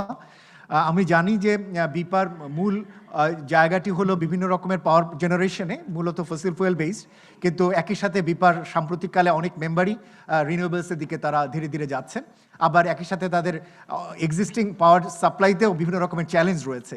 আমরা পুরো ব্যাপারগুলোই আমরা হাসনাত ভাইয়ের কাছ থেকে শুনতে চাই। ধন্যবাদ। আসসালামু আলাইকুম। মোয়াজ্জেম ভাই যেটা বললেন, যদি আমি বিপাকে রিপ্রেজেন্ট করি, which is fossil fuel project IPP, but আমি ব্যক্তিগতভাবে আমার নিজস্ব একটা হলো 200 মেগাওয়াটের প্রজেক্ট ছিল, সোলার প্রজেক্ট, যেটা আগে গভর্নমেন্টের সময় এটা ক্যান্সেল হয়েছে। So I am not out of the solar project. Anyway, আমরা আজকের ডিসকাশনে আসি। যেহেতু ফুটবল নিয়ে অনেক বেশি এখন হলো সবাই গরম, ফুটবলটা নিয়েই কথা বলি আমরা। আই এম শিওর যে নট অনলি বাংলাদেশ, দুনিয়াতে যে কোনো জায়গায় যদি মেসি এবং রোনাল্ডোকে কোনো ফুটবলার যদি দেখে, সে কিন্তু সবসময় একটা স্বপ্ন দেখে যে আমি মেসির মতো হব, রোনাল্ডোর মতো ফুটবলার হব। বাট সে যদি ট্রু সেন্সে মেসি এবং রোনাল্ডো কি পরিমাণ তার সাকসেসের জন্য পেছনে যে স্টোরিগুলো, অর্থাৎ কত ঘন্টা সে হলো তার মানে প্র্যাকটিস করে, কত ঘন্টা সে ফিটনেস প্র্যাকটিস করে এবং কী ধরনের খাবার খায়, এটা যদি দেখে, আই এম শিওর 99% হলো ফুটবলার যাবেই না যে মেসি হওয়ার জন্য। বিকজ আমরা কিন্তু সবসময় রেজাল্টটা দেখি, বাট এই রুট কজটা কি, এটা কিন্তু অ্যানালাইস কীভাবে এই রেজাল্টটা আসলো, এটা নিয়ে আমরা কখনোই হলো দেখি না। সো আমরা we are always excited for is the nice result. Pakistani এটা নিয়ে very success story, no doubt. But আমরা কি জানি যে উনি যেটা বললেন, আমরা প্রবলি পয়েন্টগুলো মানে হয়তো প্রপারলি পয়েন্ট আউট করতে হয়নি। পাকিস্তানে একটা সময় তাদের হলো ট্যারিফ ছিল 15 সেন্টস IMF-এর গাইড অনুযায়ী। তার মানে আমাদের টাকায় এটা হলো প্রায় 18 টাকা 19 টাকা, আমাদের ডাবল। সো পাকিস্তানের সাকসেস স্টোরি উনি যেটা বললেন যে less than 5% finance, government finance. কেন? বিকজ একটা সময় পাকিস্তানে বাড়ি ভাড়ার থেকে তার ইলেকট্রিসিটি কস্টটা বেড়ে গিয়েছিল। ছোটোখাটো বাসাতে দেখা গেলো তাদের যে ইলেকট্রিসিটি কস্ট মানে যে ট্যারিফটা হয়, সেটার দাম বাড়ি ভাড়ার থেকে বেশি। আমরা কি ওই লেভেলে রিচ করতে পেরেছি? নো। আমরা হচ্ছে আমরা ধরেন even don't take it otherwise, সিপিডিও কিন্তু ওই যে যখন ট্যারিফটা বাড়ালো এটা এগেনস্টে কথা বলছে, আমাদেরকে ফিসি বাড়িয়ে আমাদেরকে হলো ট্যারিফটাকে নাকি কম রাখতে হবে। আপনাদের বোঝা উচিত আমাদের দেশের যে ট্যারিফটা, এই ট্যারিফটা India, Pakistan, Sri Lanka, even Vietnam থেকে কম। আমরা তো খুব প্রাউড করি যে আমাদের per capita income Sri Lanka, India, Pakistan থেকে অনেক বেশি। আমরা কেন অ্যাফোর্ড করতে পারবো না? এটা হয়তো ওই যে বললাম যে আমরা দিন শেষে সবাই কিন্তু পপুলার ডিসিশনটা নিতে চাই, যে পপুলার ডিসিশন নিয়ে যাতে আমি পপুলার থাকি। বাট এর রেজাল্টটা কি? রেজাল্ট হলো আজকে বিপিডিপি হলো একটা মানে কলাপস কোম্পানি, ব্যাংক্রাফ্ট নাকি ইনস্টিটিউশন, 60,000 crore টাকা ছিল তার নাম কি তার দেনা, এবং কিভাবে চলবে, কিভাবে তার প্রগ্রেস করবে, নো ওয়ান নোস। এটা নিয়ে আমরা কোনো চিন্তা করি না। এই যে বললাম যে পাকিস্তানের সাকসেস স্টোরিটা হলো তার অফকোর্স যেই 15 সেন্ট ছিল, এখন বোধহয় if I am not wrong mister Basir 12 cent, right? The tariff something like 12 cents Pakistan right now tariff. So just imagine 12 cents, our tariff is 9 cents. That means even 35% more. So আমরা কি ওই level reach করেছি? Answer is no. So যতক্ষণ পর্যন্ত আমরা যে কোনো policy দিয়েই করি, ইভেন অফকোর্স আমাদের চিফ হুইপ চলে গেলেন, গভর্নমেন্ট প্রবলি এটা জিরো ট্যাক্সতে নিয়ে আসবেন, ডিউটিতে নিয়ে আসবেন, বাট সেটা হলেও কি আমরা করবো না? 55% যেটা আমাদের ইটকল বলেন, 55% আমাদের হলো electric consumer is a domestic consumer, এবং তারা কম প্রাইসে ইলেকট্রিসিটি পায়, lifeline customer most of the cases. Excuse me, আমি একটু বলবো, ইন্টার করতেছি মাঝখানে, যে আমাদের কিন্তু এখন 9 সেন্ট না, আমাদের কিন্তু একটু পরে আমরা বক্তব্য শুনে নিই। হ্যাঁ, ওকে, থ্যাংক ইউ। তো যার জন্য আমাদের যে এই যে লাইফলাইন কাস্টমার হলো মোর দ্যান 50%, যারা হলো if I am not wrong probably less than 5 টাকা তাদের বোধহয় হলো ট্যারিফ। তো সে কেন সোলার প্যানেল লাগাবে? এবং পাকিস্তানের আরেকটা অ্যাডভান্টেজ হলো তাদের সান ইরিগেশন, তাদের হলো অলমোস্ট 50%, আমাদের থেকে তাদের হলো 50% মোর। অর্থাৎ পাকিস্তানে একটা সোলার প্যানেল থেকে যে পরিমাণ সে ইলেকট্রিসিটি পাবে আমরা এখানে পাবো না। দ্যাট মিনস আমার যে কস্টটা হবে এটা কিন্তু ডেফিনেটলি পাকিস্তান থেকে বেশি হবে। তা আমি কীভাবে ইন্সপায়ার হবো? আমার ইলেকট্রিসিটি আমি সস্তায় পাই, আমি হলো 5 টাকা ইলেকট্রিসিটি পাচ্ছি কি 9 টাকা ইলেকট্রিসিটি পাচ্ছি, এবং আমার হলো প্রোডাকশন কস্ট ইজ হায়ার, আমি কখনোই ইন্সপায়ার হব না। অর্থাৎ আমাকে যদি ওই পজিশনে যেতে হয় এই জিনিসগুলোকে অবশ্যই ফ্যাক্টর ইন করতে কনসিডার করতে হবে। That's number one, the success story. What is the challenges of the Pakistan? এইখানে ডক্টর রেজাউল খান ছিলেন পিজিসিবির চেয়ারম্যান। পাকিস্তানে তাদের হলো স্পেশালি দ্য সোলারের ক্ষেত্রে 11%, সাম অফ দ্য 11 to 12% হলো তারা গ্রিডকে দেয় টোটাল ইলেকট্রিসিটি, অ্যান্ড যখন হলো মিড অফ দ্য নুন এটা হলো 35% লেভেল পর্যন্ত চলে যায়। সো জাস্ট ইম্যাজিন 12% to 35%, এই যে grid management, it is very big challenges. একটা মানে গভর্নমেন্টের জন্য, এবং ফিউচারে এটা আরও বেশি পাকিস্তান, এই জন্য পাকিস্তান কিন্তু এখন ডিসকারেজ করছে যে তুমি যেও না আনলেস ব্যাটারি যদি না নাও, অর্থাৎ এটা যদি ব্যাটারি ছাড়া এটা যাওয়া যাবে না। যে এই পুরো জিনিসগুলো আমাদেরকে বুঝতে হবে যে আমরা যদি এক্সাইটেড হয়ে মানে কালকে ম্যারাডোনার মতো খেললাম বাট প্র্যাকটিস করলাম না, আমরা ম্যারাডোনা হতে পারবো না। সো ম্যারাডোনা হওয়ার জন্য যেই জিনিসগুলো দরকার সেগুলো আমাদেরকে অ্যাডপ্ট করতে হবে, করা দরকার, তাহলে আমরা ম্যারাডোনা হতে পারবো। আমরা যদি এই যে বললাম যে ইলেকট্রিসিটির কস্ট মানে প্রাইসটাকে রেশনালাইজ না করি, আমরা যদি কন্টিনিউসলি ভর্তিকে দিব কিন্তু দিচ্ছি না, টু টেল ইউ ফ্র্যাঙ্কলি আমাদের 8 মাস হলো আমাদের পাওয়ার প্ল্যান্টগুলো ইলেকট্রিসিটি পায় না। জাস্ট ইমাজিন 8 মাস আপনি যদি কাউকে বেতন না দেন, কোনো এমপ্লয়িকে, ওই এমপ্লয়িকে আপনার এখানে চাকরি করবে? কখনই করবে না। আনফর্চুনেটলি আমাদেরকে করতে হচ্ছে, because soil of the sun, আমরা এই দেশের জন্মগ্রহণ করেছি, এই জন্য আমরা এখনও ইলেকট্রিসিটি দিয়ে যাচ্ছি। This is the reality. এবং এটা সলিউশনটা কি? এটা কি গভর্নমেন্ট কি সলিউশনের জন্য কোনো স্টেপ নিয়েছে? না, পপুলার ডিসিশন। আমরা হলে ট্যারিফ বাড়াবো না। ট্যারিফ বাড়ালে পলিটিশিয়ান বলেন, বিভিন্ন স্টেক হোল্ডার বলেন, তারা এটা যুক্তি দিতে থাকে। তারা দেখে না যে ইন্ডিয়ার ট্যারিফ আমাদের থেকে বেশি, ভিয়েতনামের ট্যারিফ আমাদের থেকে বেশি, যাদের এনার্জি মানে ইম্পোর্ট হলো মাচ লেস দ্যান আওয়ার্স। আমাদের 65% এনার্জি আমাদের ইম্পোর্টেড। পাকিস্তানে তাদের হলো 10,000 মেগাওয়াট, মানে 35 টু সাম অফ দ্য, মানে বর্ষার সময় 45% ইলেকট্রিসিটি আসে তাদের হাইড্রো থেকে, আমাদের নাই এটা। So that's the reality. আমাদেরকে বুঝতে হবে যে আমাদেরকে আমাদের পজিশন থেকে ডিসিশন নিতে হবে যে আমরা কি করতে যাব। ফার্স্ট হলো কিভাবে যাব, সেকেন্ড থিং এটা গেলে কিভাবে যেতে হবে, এই ডিসিশনটা খুব দরকার। শুধু সাকসেস স্টোরি দেখে আমরা যদি জাম্প করি, এটা হলো আরেকটা হলো প্রবলেম শুরু হবে। তো যার জন্য অবশ্যই আমাদের হলো গভর্নমেন্টের লেভেল থেকে আমাদের পলিসি সাপোর্ট বা ডিউটি ফ্রি ট্যাক্স উইথ দরকার। ফাইন্যান্সিং, যেটা বাসিত বললো, ফাইন্যান্সিং লাগবে না। আপনার লোকজন কষ্টের জন্য যখন বাড়ি ভাড়ার থেকে তার ইলেকট্রিসিটির দাম বেশি হয়, সে নিজেই বাজার থেকে কিনে এসে লাগিয়ে ফেলবে, কাউকে ফাইন্যান্স করতে হবে না, সে নিজে এটা ফিল করবে যেটা আমার মানে করা দরকার। So these are the things we need two মানে ফোকাস অন, যে কীভাবে আমরা এই সাকসেস স্টোরিটাকে হলো মানে আমাদের এইখানে রেপ্লিকেট করতে পারি। আর একটা জিনিস হলো খুব ইন্টারেস্টিংলি, আমি যেহেতু টেক্সটাইল গার্মেন্টস সেক্টর থেকে এসেছি, বা আমার মেজর বিজনেস সেটা, ওই সেক্টরগুলোতে বা সব সেক্টরে দেখবেন যে যখনই আমরা সাস্টেনেবিলিটি নিয়ে কথা বলি, তখন এটা চলে যায় এনভায়রনমেন্ট সাস্টেনেবিলিটি নিয়ে। যদি আমি এক সময় খুব হেভিলি এটার পক্ষে ছিলাম এনভায়রনমেন্ট সাস্টেনেবিলিটি, বাট এখন আমি রিয়েলাইজ করি আমাদের মতো দেশে environment sustainability is a less priority, আমার social sustainability is more priority. আমরা পার ক্যাপিটা আমার কার্বন এমিশন 0.5 মেট্রিক টন।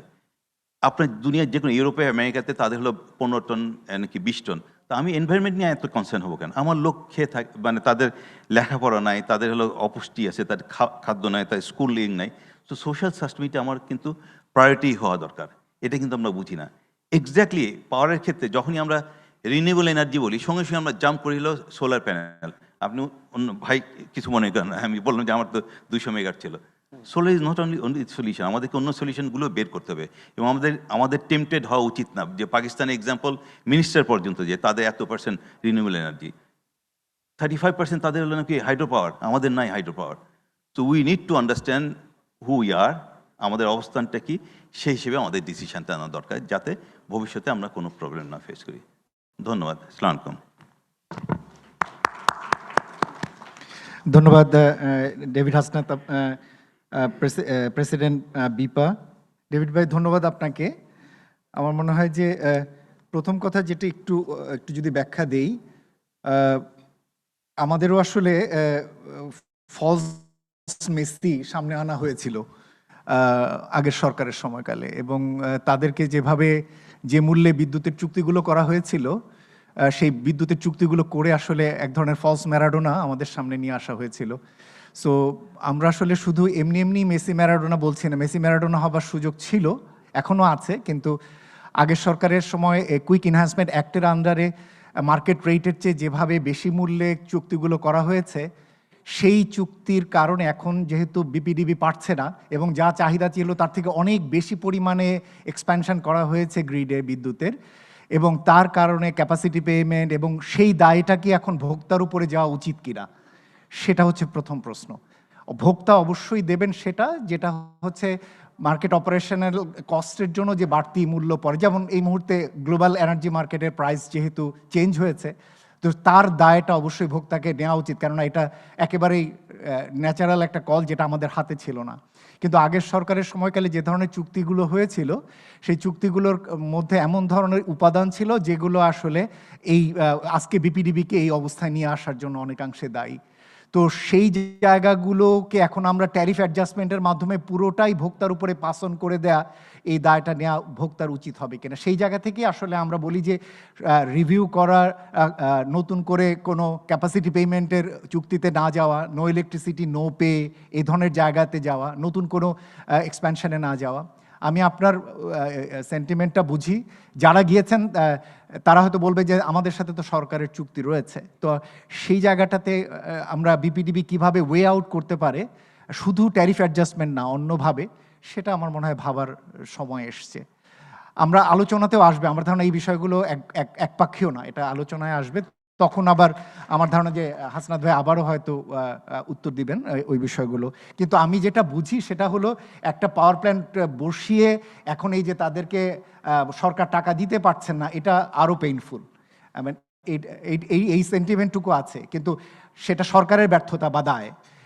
এই সরকার না, হয়তো পূর্ববর্তী সরকার, কিন্তু এই সরকারকে সে দায় নিতে হচ্ছে। কিন্তু একটা ওয়ে আউট তাদের জন্য দরকার। কেন দিনের পর দিন তাদেরও বাকিতে বিদ্যুৎ দেওয়া, সেটা তাদের জন্য আসলে একটা সময় আনবেয়ারেবল হয়ে যায়। তো সেটাও আমি অনুভব করি। তবে আমার যেটা এখনও ড্রিম যেটা, সেটা হচ্ছে আমি আশা করব যে আগামী দিনে বিপাও রিনিউয়েবলে আরও বড় আকারে আসবে। একই সাথে তাদের ফসিলও থাকবে, একই সাথে রিনিউয়েবলসে যেটা বললেন ডেভিড হাসনাত ভাই, আশা করব ডেভিড হাসনাত ভাই নিজের যে প্রজেক্ট সেটা যেন সরকার রিভিউ করেন, বিবেচনা করেন, সেটা আশা করতে পারি। এবার আমি আমাদের পরবর্তী বক্তার কাছে যাচ্ছি। আমি কিন্তু আপনার ওই কোশ্চেন আনসার দিব, প্লিজ আমাকে সময়টা দিন। পরে অবশ্যই দেবেন আপনি। এরপরে আমরা আসছি mister Mostafa Al Mahmud, president Bangladesh sustainable and renewable energy association, BSRE. ধন্যবাদ মোয়াজ্জেম ভাই, ধন্যবাদ সিপিডি আজকের এই সুন্দর আয়োজনের জন্য। বিশেষ করে আমরা একেবারে প্র্যাকটিক্যালি জানলাম যে জ্বালানি ক্রাইসিসে পাকিস্তান কিভাবে পড়েছিল এবং কিভাবে তারা উত্তরণ করেছে, এবং খুবই ইনফরমেটিভ আমরা ইনফরমেশন পেয়েছি। Thank you mister Gauri for a nice presentation, as clear message for us. আমি যে জায়গা থেকে শুরু করতে চাই সেটা হচ্ছে যে আসলে যদিও আমার পাশেই ডেভিড হাসনাত ভাই বসেছেন, আমাদের মাঝে মধ্যে দেখা হয় বিভিন্ন মিটিংয়ে, এই কথাও আমাদের কিছুটা দু ধরনের হয়। আমি আসলে একটু খুবই প্র্যাকটিক্যাল কথা বলতে চাই। সেটা হচ্ছে যে আলটিমেটলি আমাদের যে জ্বালানি বিদ্যুতের ক্যাপাসিটি যেটা আছে, এখানে তো কোনো সন্দেহ নাই যে আমাদের ক্যাপাসিটি আছে এবং আমরা বিদ্যুৎ চাইলে সরকার দিতে পারবে। কিন্তু এটাও সত্য কথা যে আমরা ডেভিড হাসান ভাইয়ের কথা দিয়ে আসছি, যেখানে 65% কিন্তু আমদানি নির্ভর।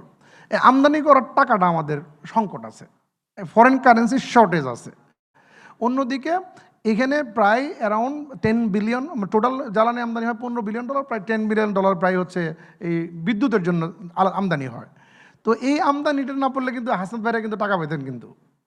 তো এই জায়গাতে কিন্তু আমার প্রশ্ন হচ্ছে, যদি আসলে নবায়নযোগ্য জ্বালানি তো সোলারে আমরা যেতে পারি, এবং গ্রিডে নর্মালি আমাদের গ্রিড চেয়ারম্যান এখানে ছিলেন, ওনারা বারবার বলেছেন যে আপ টু 20% পর্যন্ত কোনো প্রবলেম গ্রিডে স্টেবিলিটির ক্ষেত্রে হয় না। এটা ওনারা অনেক মিটিংয়ে আমরা শুনেছি।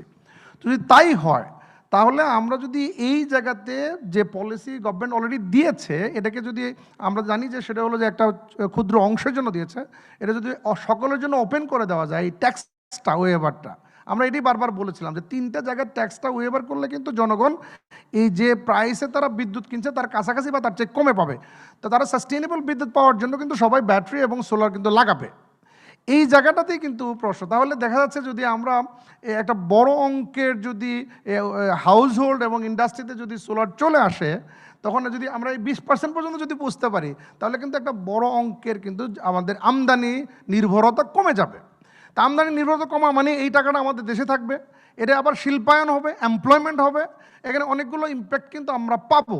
কিন্তু ওই জায়গাতে আসলে আমরা কিন্তু গ্লোবালি যে ট্রেন্ড যেটা, ওই জায়গাতে কিন্তু অনেক পিছিয়ে আছি।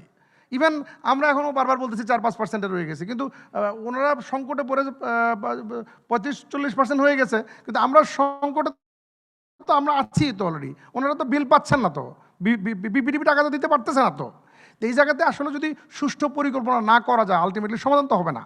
আমাদের প্রশ্ন হচ্ছে যে আলটিমেটলি যে জিনিসটা অলরেডি ক্লিয়ার মেসেজ সবার কাছে যে আমাদের নবায়নযোগ্য জ্বালানিতে যেতে হবে, সোলারে আমরা যাব, এর জন্য সবাই পজিটিভ, কিন্তু জায়গাগুলোতে আমরা ক্লিয়ার করছি না। যেমন আমরা এই ট্যাক্সেশনে এখনও একটা কিন্তু লাগিয়ে রাখছি, এই জায়গাটাতে ক্লিয়ার হওয়া দরকার। আমরা গভর্নমেন্টকে বারবার বলছি এবং গভর্নমেন্ট রিয়েলাইজ করেছে, এনবিআর আমাদের সাথে বসেছে, কিন্তু ওখানে একটা কিন্তু লাগিয়ে দেখা যাচ্ছে যে এই ট্যাক্সটা সবার জন্য জিরো করে নেই। এই জায়গাটা করা দরকার। পাশাপাশি অ্যাক্সেস টু ফাইন্যান্স যেটা ইটকল করে ফ্যান্টাস্টিক ফাইন্যান্স স্কিম, আমরা কিন্তু এটাকে নেগেটিভ বলি না, বাট এটা ক্ষুদ্র অংশ, যদি ইটকলটা পারবে না। এটা আমাদের সেন্ট্রাল ব্যাংক যেরকম পাকিস্তানে করেছে, আমাদের অন্য অন্য সকল ব্যাংকের মাধ্যমে একটা ভালো অবস্থান তৈরি করতে হবে যাতে করে সবাই এই অ্যাক্সেসটা পায়। হয়তো পাকিস্তানের প্রত্যেক পার্সন হয়তো তারা ধনী, কিন্তু বাংলাদেশে তো এই জায়গাটা নাও থাকতে পারে। অতএব আপনার অ্যাক্সেস টু ফাইন্যান্সটা থাকতে হবে। এই দুটো জায়গাতে যদি অ্যাটলিস্ট মানে ক্লিয়ার মেসেজটা যদি বা ডিসিশনটা যদি সরকার দিয়ে দেয়, তাহলে কিন্তু একটা বুম কিন্তু বাংলাদেশ আসলে হবে, এতে কোনো সন্দেহ না। আমরা একটু প্র্যাকটিক্যালি এই জায়গাটাতে আমাদের মেম্বাররা আমরা যখন বসি আমরা কথা বলি, আমরা বুঝতে পারি, কিন্তু আমরা এই জায়গাটাতেই আসলে সরকারকে এমফাসাইজ করতে চাই যে প্লিজ এটা যে আর এই মুহূর্তে কোনো আর সুযোগ নাই আপনাদের সাস্টেনেবল ডেভেলপমেন্টের জন্য, আপনার হচ্ছে যে এনার্জি সিকিউরিটির জন্য, এনার্জি সার্বভৌমের জন্য, এটা আসলে আমাদের জন্য খুব জরুরি দরকার। আরেকটা জিনিস হচ্ছে যে আমি যেটা শেষ করতে চাই মজিব ভাই, সেটা হচ্ছে যে আমাদের কিন্তু উনি দেখিয়েছেন যে আমাদের এমপ্লয়মেন্ট কিন্তু একটা বড় অংশ হয় গ্লোবালি, কিন্তু আমরা বিভিন্ন কি বলে যে আর্টিকেলে দেখেছি প্লাস জানি যে একেবারে প্র্যাকটিক্যালি 1 মেগাওয়াট সোলার সিস্টেমের জন্য 3 জন কিন্তু এমপ্লয়মেন্ট হয়, আর আপনার হচ্ছে পরোক্ষভাবে আপ টু 60 জনের মতো কিন্তু এমপ্লয়মেন্ট হয়। তো এখানে একটা বড় এমপ্লয়মেন্টের জায়গা কিন্তু এখানে তৈরি হয়েছে। গভর্নমেন্টের কিন্তু একটা মাস্টার প্ল্যান আছে যে একটা আমাদের এমপ্লয়মেন্ট করতে হবে। তো সেই জায়গাতে কিন্তু আমরা 10,000 মেগাওয়াট যে প্ল্যানটা নিয়েছে সেটা যদি ঠিকমতো বাস্তবায়ন হয়, পলিসি সাপোর্ট এবং আনুষঙ্গিক সাপোর্টগুলোকে এনশিওর করে, তাও কিন্তু একটা বড় ধরনের একটা এমপ্লয়মেন্ট কিন্তু এখানে আপনার কিন্তু আসবে, যেটা আসলে এই দেশের জন্য বড় একটা ক্রাইসিসও বটে। তো আমি মনে করি যে এই জায়গাগুলোতে যদি একটু সরকার ফোকাস করে, আর এই ট্যাক্সেশনটা যদি সবার জন্য ইকুয়াল করে দেয়, তাহলে আমাদের একটা বড় ধরনের একটা সমাধান হবে। অন্যদিকে আপনি বলতেছিলেন যে 31টা নবায়নযোগ্য, জি আমি একটু ক্লিয়ার করছি। সেটা হচ্ছে যে ওখানে ট্যাক্সেশনে বলেছে যে টেবিল 1 টেবিল 2 দিয়ে বাজেট শেষ বলেছে যে এই যারা 3টা শর্ত লাগিয়ে দিয়েছে। একটা হলো যে আপনার রেস্কো কোম্পানি হতে হবে, আগেই সেটাতে এটা আবেদন করতে হবে যে আমি, এবং এটা পিপিএ একটা আমি যে বিদ্যুৎ তৈরি করব উৎপাদন করব, জি না ক্যানট আপনি পাবেন না,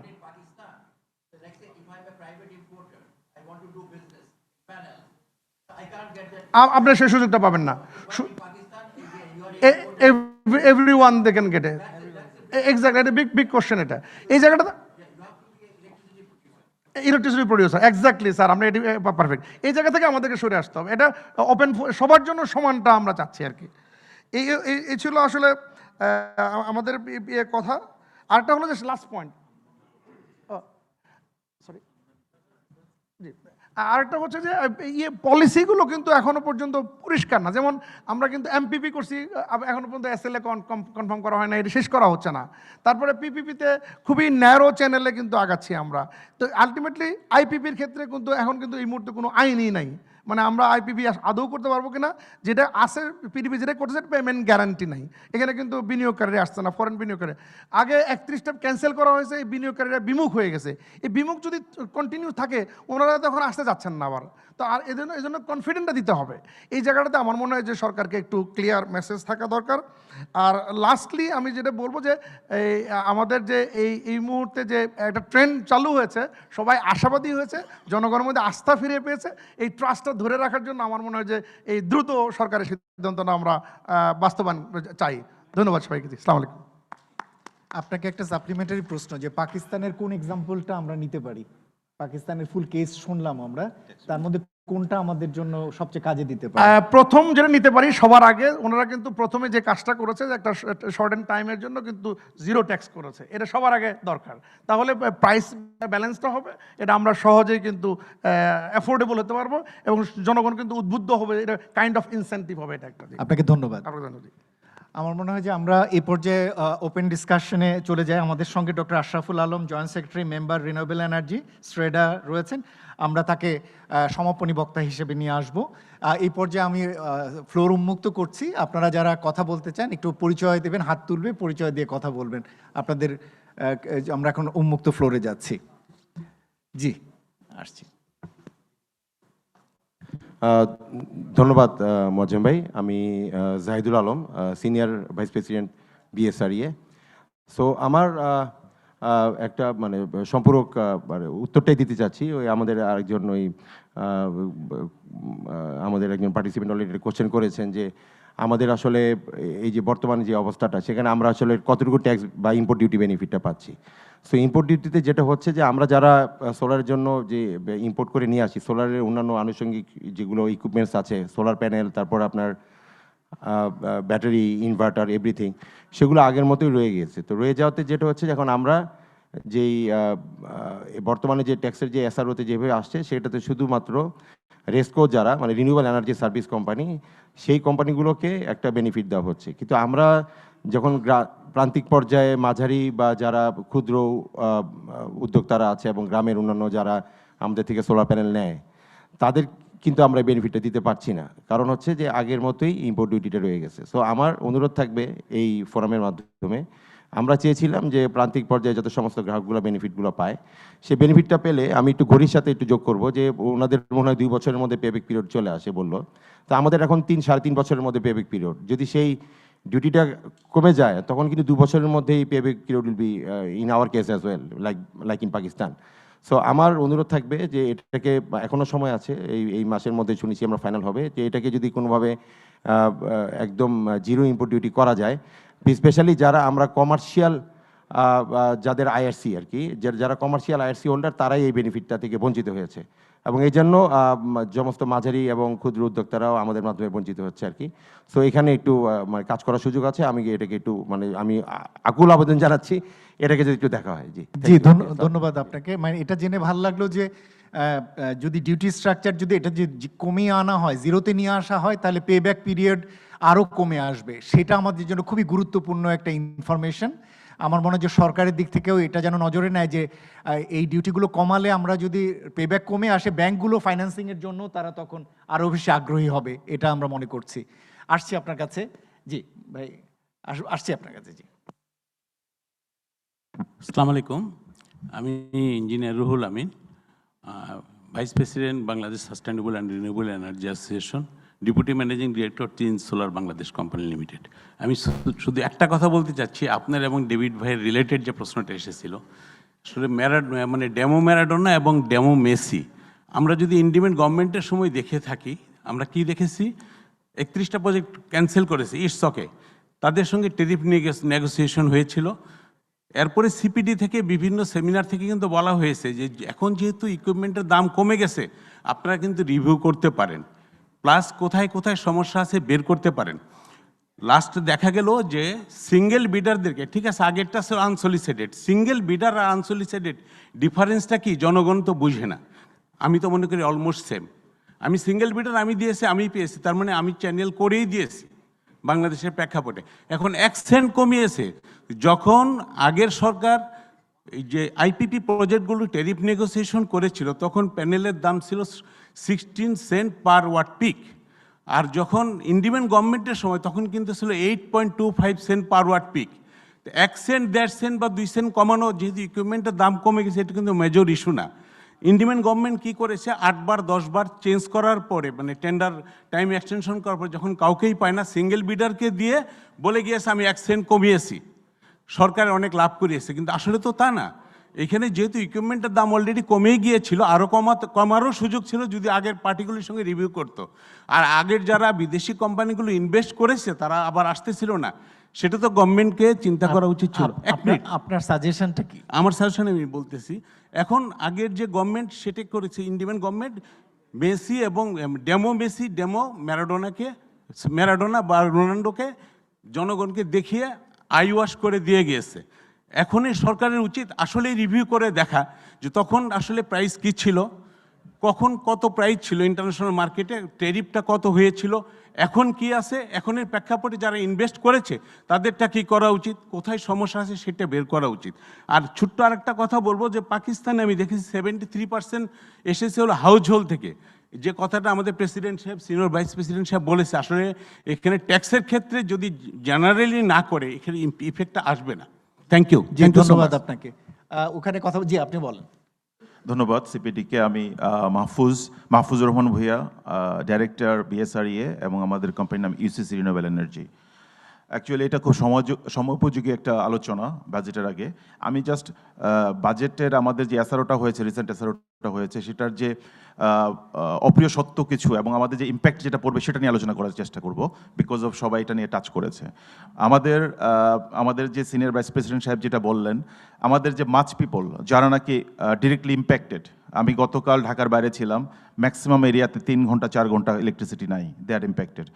এবং আপনি যদি ডিউটি ডিসক্রিমিনেশনটা দেখেন, যারা নাকি ইন্ডাস্ট্রিয়ালিস্ট তারা ডিউটি ফ্রি নিয়ে আসছে, যারা অপেক্স করবে, রেস্কো মডেলে করবে, তারা ডিউটি ফ্রি নিয়ে আসছে। তাহলে মার্কেটে ইমব্যালেন্স কীভাবে হবে? আমরা যারা ইম্পোর্টার আছি তারা ফুল ডিউটি দিয়ে নিয়ে আসছি। এন্ড ইউজার যাদের নাকি ইম্পোর্ট করার ক্যাপাসিটি নাই, যাদের ফিনান্সিয়াল স্ট্যাবিলিটি নাই, যারা চেষ্টা করছে যে 1 কিলোওয়াট 2 কিলোওয়াট করে আমি নিজের কষ্টে আমার বাবা আমার বাসা আমাকে এস্টাবলিশ করবো, তারা কিন্তু সেই 12%, 28%, 58.6% নিচ্ছে। আপনার সাজেশন কি তাহলে? সাজেশনটা হলো একেবারে ফ্ল্যাট রেট করে দেওয়া। সেই ক্ষেত্রে ইমব্যালেন্সটা হবে না। যারা নাকি ডিউটি ফ্রি নিয়ে আসবে, মার্কেটে এটা অন্যভাবে অন্য হাতে যাওয়ার পসিবিলিটি যেটা থাকে সেটাও বন্ধ হয়ে যাবে, মার্কেটটা স্টেবল হয়ে যাবে, প্রোডাক্টের প্রাইসটা স্টেবল থাকবে এবং মাচ পিপল এটাকে বেনিফিটেড হবে। আর পাকিস্তানের যে আপনারা আজকে মডেল নিয়ে কথা বলছি, সেমভাবেই কিন্তু ভিয়েতনাম সেভাবেই আসছে। সো আমরা সেই মডেলটাকে করতে পারি। আমি এবার একটু ডেভিলস অ্যাডভোকেট হই। এইভাবে যদি আমি ডিউটি কমিয়ে দেই, তাহলে তো যে কোনো মানের যে কোনো টাইপের প্যানেল দেশে ঢুকতে পারে, টায়ার 2 টায়ার 3 লেভেলের প্যানেলও দেশে চলে আসতে পারে। সেগুলোর কোয়ালিটি অ্যাসুরেন্সের বিষয়টা কিভাবে নিশ্চিত? Thank you very much. এটা খুবই সমযোগী প্রশ্ন। সেই ক্ষেত্রে আমাদের শ্রেডার সম্মানিত মেম্বার মহোদয় এখানে আছেন, ওনারা খুবই স্ট্রিক্ট। ওনারা যে পলিসিটা ইমপ্লিমেন্ট করছে তাদেরকে স্পেশালি থ্যাঙ্কস জানাচ্ছি শ্রেডাকে। সাথে সাথে রিকোয়েস্ট করছি যে প্রসেসটা আমাদের আছে, যে পলিসিটা নেট মিটারিং গাইডলাইন্সের মাধ্যমে আমাদের এখানে আসছে, সেটাকে কিছুটা রিজনেবল করে যদি আমাদের টোটাল প্রসেসটাকে ইমপ্লিমেন্ট করা যায়, তাহলে বাংলাদেশে almost near to 0% substandard product ঢোকার সম্ভাবনা আছে। জি, থ্যাংক ইউ। ধন্যবাদ। হ্যালো, জি আমি ইমরান চৌধুরী বিএসআরই থেকে বলছি এবং জার্মান কোম্পানি আইবিওক থেকে। Basit, just a very short question to you. So in your slide, I did not find that how Pakistan ensured the product quality of this like rooftop projects. Like, was there any certified third party, or the utility companies engineers did any inspection, or how, for example, like you are mentioning that, okay, like the end user installed thousands of solar, like how they are ensuring the PR guarantee, energy generation guarantee? So is it only they are saying the megawatt or the kilowatt hour? Second question, David ভাই, আমি একটু rule ভাইয়ের প্রসঙ্গ থেকে বলি। এই last টেন্ডারগুলোতে আমরা দেখলাম যে 12টা কোম্পানি কন্ট্রাক্ট সাইন করেছে। এখানে আপনাদেরও অনেক মেম্বার আছে। সো একটা এখানে কোয়েশ্চেন থেকেই যায় যে একদিক দিয়ে এক পক্ষ বলছে যে ওই টেন্ডারগুলোতে গভর্নমেন্ট গ্যারান্টি ছিল না, লেন্ডার আসবে না। আর আরেকদিকে দেখলাম যে মানে লোকাল অনেক কোম্পানি, অনেক নামকরা কোম্পানি, তারাই পার্টিসিপেট করলো এবং খুব অ্যাবনর্মাল ট্যারিফ দিয়ে।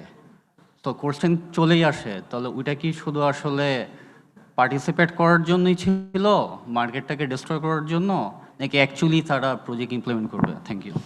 জি, আমার মনে পরে ডেভিড ভাই উত্তর দিতে চান। সবগুলো একসঙ্গে আনসার করব। জি, এখনই দিয়ে দেবো? জি। আচ্ছা, দুটো জিনিস বলি। একটা হলো গভর্নমেন্টের যে পলিসি আছে, মোস্তফা যেটা বললেন, এটাতে কোনো অবস্থায় নন রিকোর্স ফাইন্যান্সিং হবে না। অর্থাৎ আমি যদি টিপিক্যাল একটা গার্মেন্ট ফ্যাক্টরি করি, কোলাটেরাল দিয়ে যে ফাইন্যান্সিং করবো, এই ধরনের প্রজেক্ট করা যেতে, যার জন্য 10-20 মেগাওয়াট প্রজেক্ট অনেকেই করতে পারে, তাতে যায় আসে না।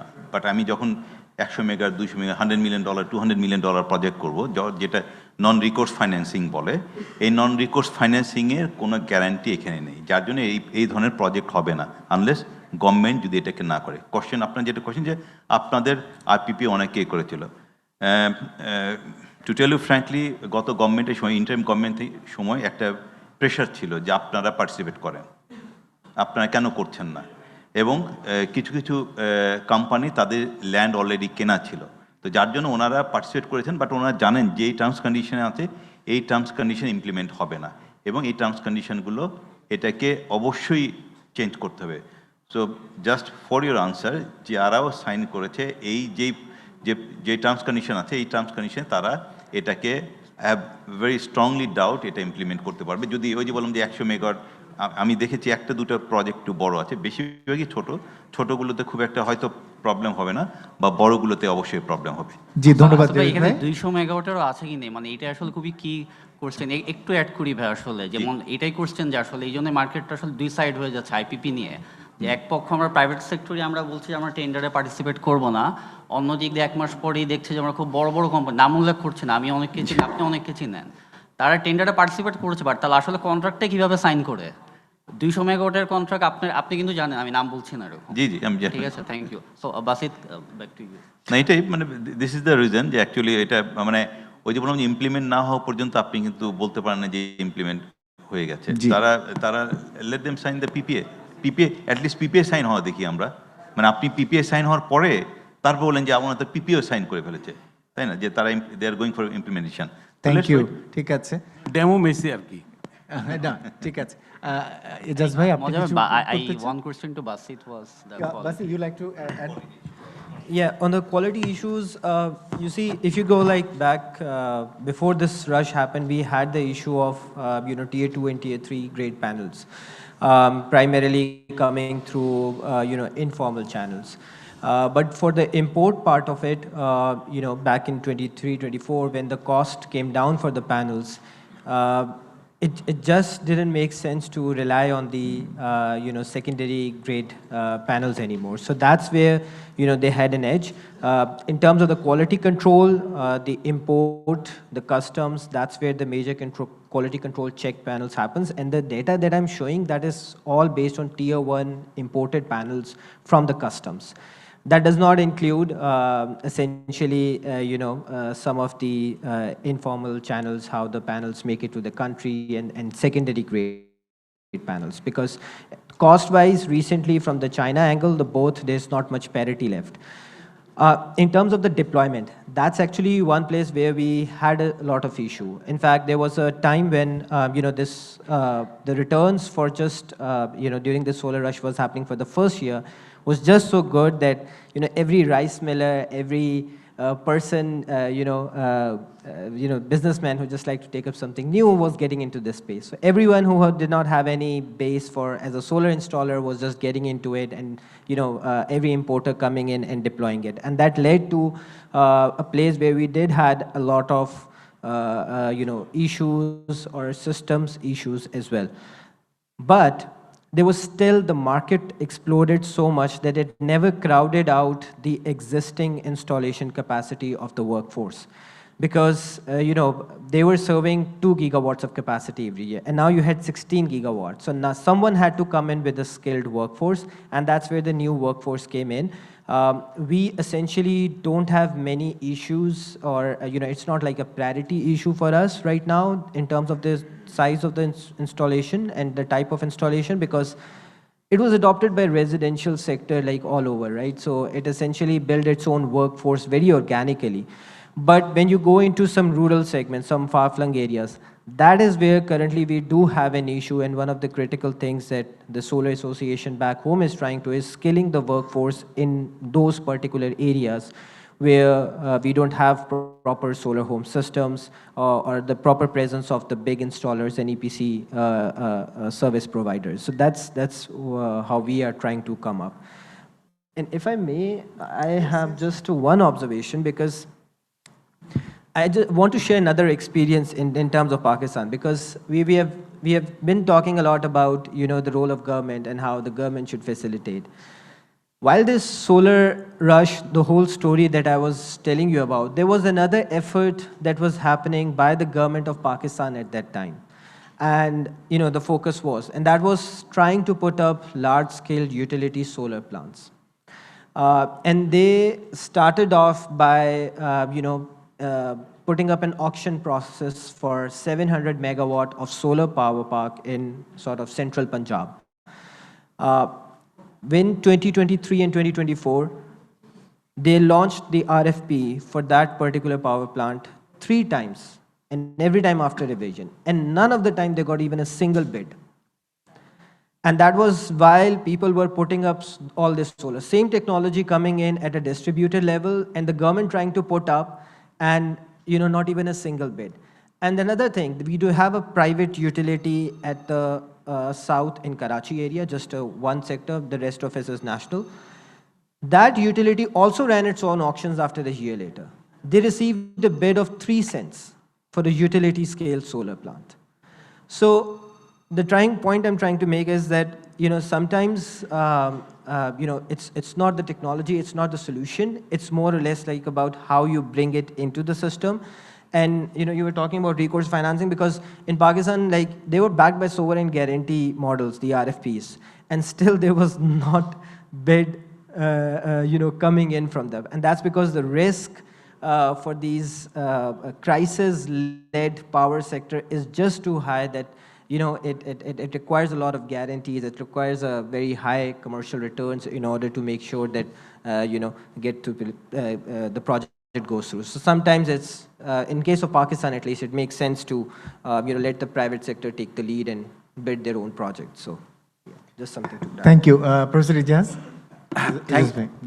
Thank you very much. I'm glad I attended this year seminar, because I learned a lot, and I was very, very curious about this Pakistan model and how it happened. So you've given us a lot of But as an engineer, I have some questions. I'll come to that. But first, I want to say that the solar home system that was presented earlier on was successful, mainly because we also had a tremendous amount of load shedding in Bangladesh at that time. And the people, the village people, they knew that even in the next 10 years, we will not get electricity.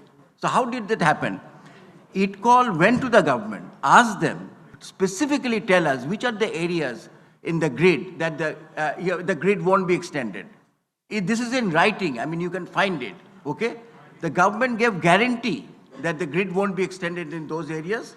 But later, our Prime Minister then took this thing that the whole, I want 100% electrification, and somehow or other, she extended the grid. Completely destroyed this solar home system. Completely.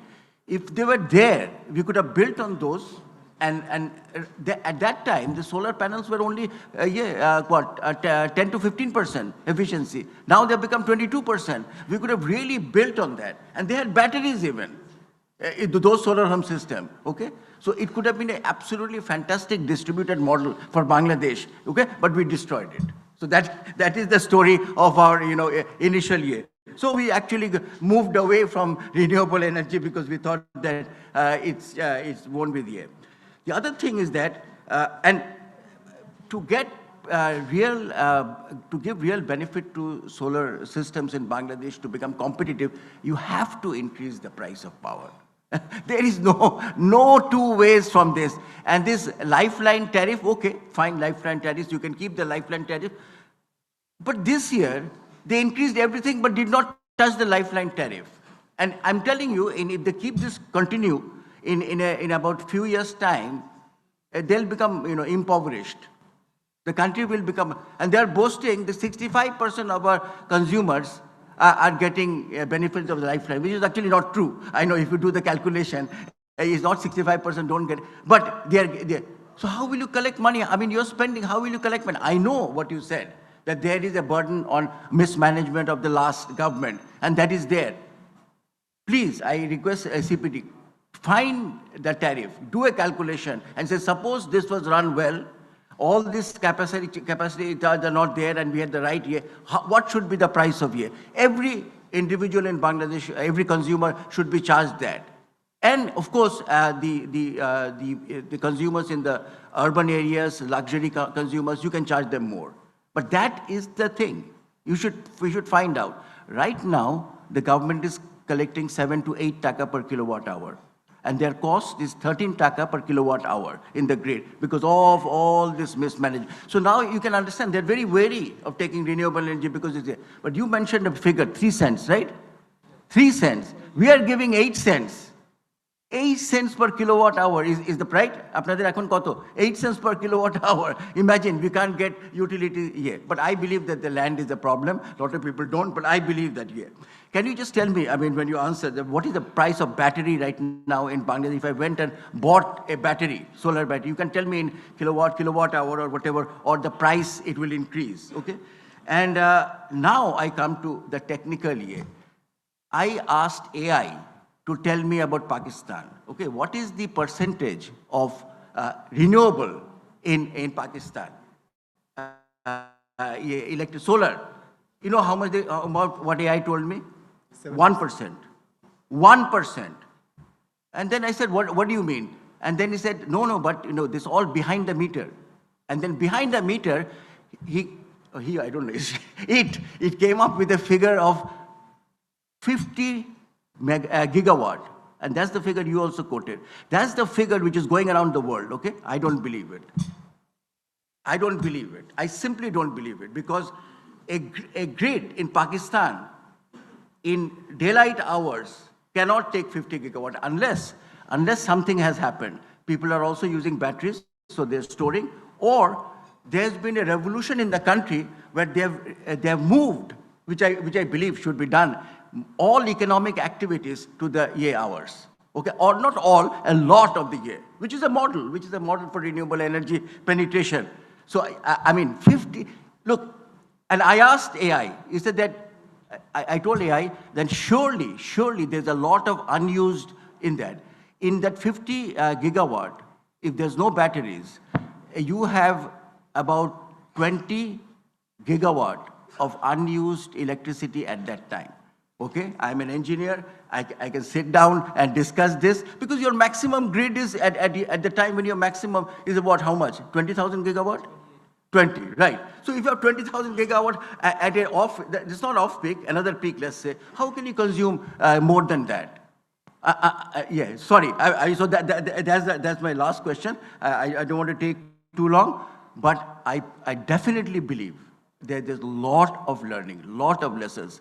Even if we can replicate, you know, a little bit of it, even if we can sort of get 20% of what Pakistan achieved, it will be huge for Bangladesh. We need to learn from what Pakistan has done, bring the good lessons into Bangladesh.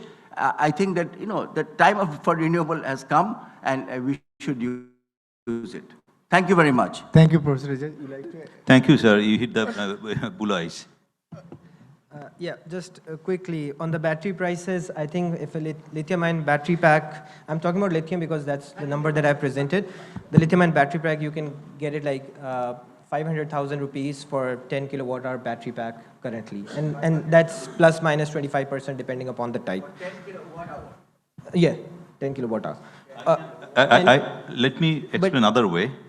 The battery, 2 hours battery, 2 hours battery cost is almost 2 times higher than the PV panel. Let's say if PV panel cost you $1, 2 hours battery for that, let's say 1 kilowatt, cost you $2. But that's in Bangladesh, right now. Yes. Let's hear from... It is, even if it's duty-free, it will be cost something like that. So it is not like very cheap. Okay, David Bagge, let me hear from Basit first. Yes. Yeah, so it's not duty-free, the batteries, and that's what we are trying to say. So if you add up all the sales tax, the income tax, if you incorporate it, and the advanced duties and regulatory duties, they add up to 50% of the cost of the batteries that makes its way to the port. So there's a big angle of how you can lower the battery cost to support the rush. Now, in terms of, you know, how the numbers is accumulated, there are different studies around it. We can sit together. But I want to make one point. You mentioned that, you know, where is this demand going and where is the production going? There's 2 aspects to it. One, as I mentioned, there's a lower utilization in the grid. So your power plants, which are operating at about 60%, 80%, they're now being utilized at 20%. So that's one aspect. The second aspect, there's a lot of new demand that has come online. Particularly in Pakistan, there's a heating and cooling demand. And specifically for these net metering systems and the urban metropolitans. So that demand has been added. It's not a substitution of it. So for instance, in my home, 3 years, 4 years back, I used to run like 2 air conditioning units in 2 rooms, right? And that 2 I used to run for like 5-6 hours, or like nighttime, or like peak time. And now it runs 24 hours a day. That's the new reality, and that's not efficient.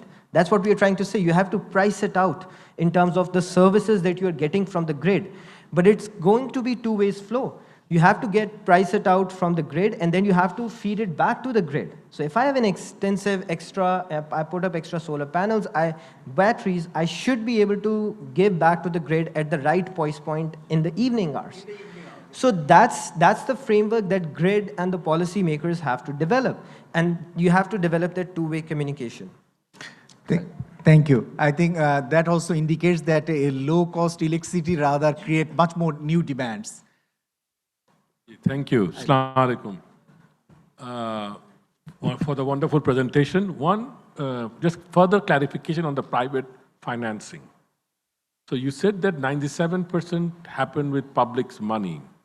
So we're just trying to understand what, from an import perspective, what does that mean? I mean, how does it work? Like banks, what is the regulation in Pakistan in terms of imports?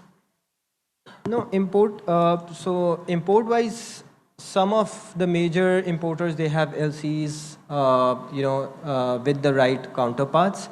But essentially, we have a Sino-Shore agreement with China. That is something that they utilize in order to get advanced import panels and then deploy. But essentially, the commercial lines are not there. And I'm talking about the deployment part of it, right? So when you're talking about, let's say, a 5-megawatt system is deployed, how much it actually cost and how much of it is actually financed. So that's the figure, that is 5% of the total cost that is mobilized domestically. 5% have been through commercial banks or some other funding agencies. So the import is happening through proper LC process? Yes. So the banks are financing at the imports, but you are getting the Sino-Shore support in terms of longer repayment time? Yeah. And some, not all, some of the major installers. And the local purchase is all private finance. That's what you meant. Yeah, I mean, the local one is all out of pocket. So out like of pocket. People just, paying for it. There's no lending agency at the back. Thank you. Okay, Mr. Kamranti Rahman. Thank you very much. Thank you very much, Mr. Mohammad Basit Ghori, for sharing the Pakistan experience in solar energy transition with us. From your presentation, first of all, thank you very much for an excellent presentation. Sorry, Kamran Bhai, I have to introduce you as the President, Metropolitan Chamber of Commerce and Industry. Thank you very much. From your presentation, as well as all the speakers who spoke earlier, I think it is sufficiently clear to me as to why or how only less than 5% of the total investment in this solar energy transition happened in Pakistan through rooftop solar power. It's probably because, one, you probably had huge load shedding at a time when all this had started, and the price of electricity. Like someone was mentioning, I think it was David Bhai who mentioned that the cost of electricity was more than the monthly rent of a house. I mean, so you had a compelling case for putting up rooftop solar panels. It was a question of demand and supply and the cost. So you did it. While you were making your presentation, I was thinking of asking you about power storage, whether you're also going for power storage. But of course, you mentioned later on that you went through a solar rush, and now you're going for a battery rush. Now, whether it's going to happen or not, only time will tell. It all depends on costs and so on. I was actually wanting to know from you, what's the net metering policy over there? How easy is it for people to put up solar panels and also connect it to the grid so that they can have net metering? over here, I don't think it has become so, although we might have a policy, but I don't think it is so easy for people to put up solar panels and get connected to the grid and do the net metering. Getting permission for net metering, I don't think is so easy. I would like to know what you have done, what your policies are. As far as I was wanting to ask you about the panel efficiency, of course, someone has already asked you and you answered about tier 1 as opposed to tier 2, tier 3 panels, and the quality is being checked by the customs. I would like you to tell us a little more about, you said you use in agriculture, are you using solar power for agrivoltaics as agrivoltaics or not? If you can touch upon that.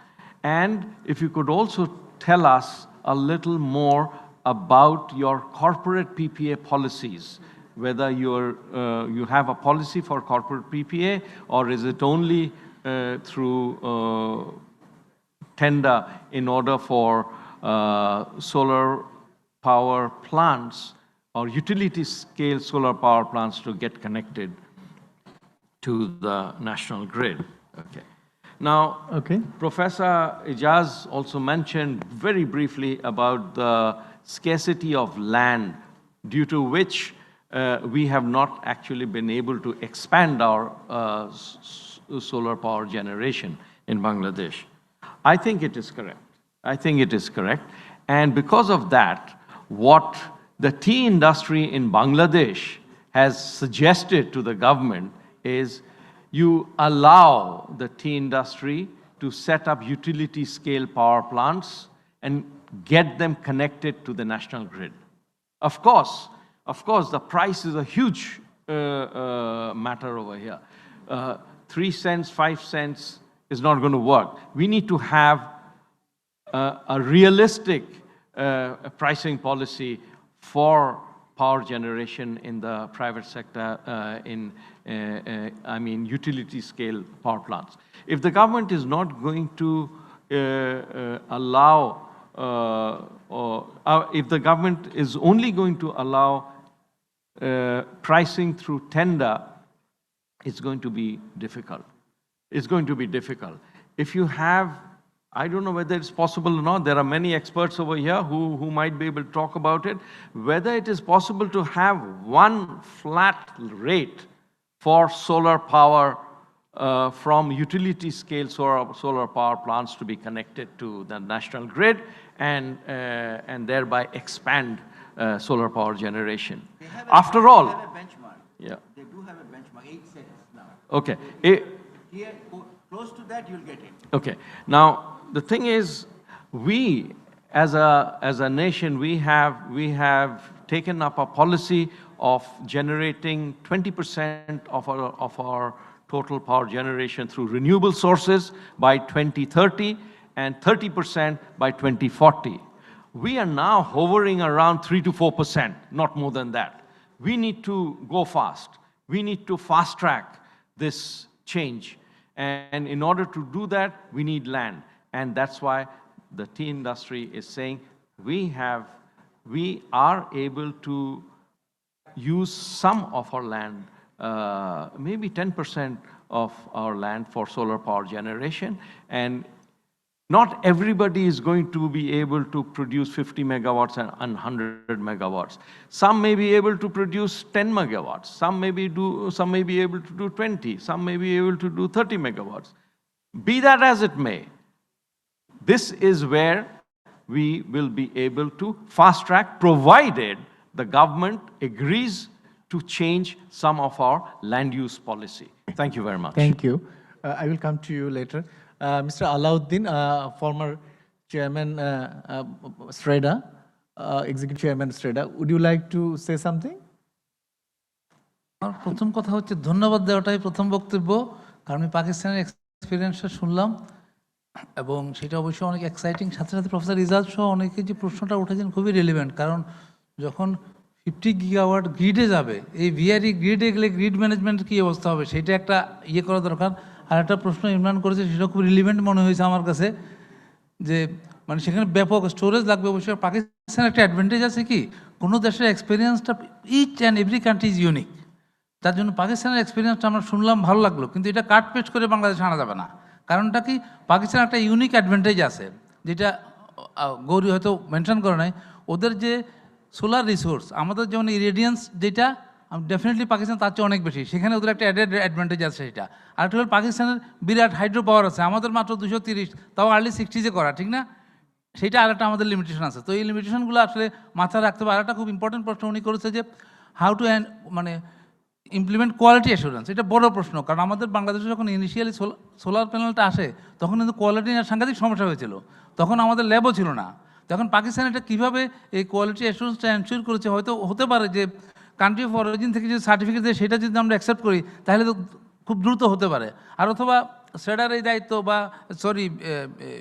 BSTR এই দায়িত্বটা আছে যে তাদের standard অনুযায়ী এটা যাচ্ছে কিনা, তারা হয়তো র্যান্ডম চেক করতে পারে, সেটা হইতে পারে। আর আমাদের সময় আমি যখন, যেহেতু আপনি আমার পরিচয় দিলেন সাবেক সেডার চেয়ারম্যান, তখন আমরা বাণিজ্য মন্ত্রণালয়কে রিকোয়েস্ট করে যাতে আপনার যেগুলা নিম্নমানের প্যানেল না আসে তার জন্য একটা সার্কুলার আমরা ইস্যু করেছিলাম বাণিজ্য মন্ত্রণালয়ে, যাতে করে এটা পোর্টে আটকায় দেওয়া যায়, যে এটা লো কোয়ালিটি, যাতে এটা ভিতরে ঢুকতে না পারে।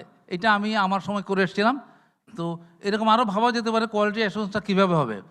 তো যেহেতু এখানে আজকে খুব মানে থ্রেড বিয়ার ডিসকাশন হয়েছে, অনেকগুলো পয়েন্ট উঠে আসছে, সেটা আমার ধারণা যে আমাদের সামনে এগুতে সহায়তা করবে।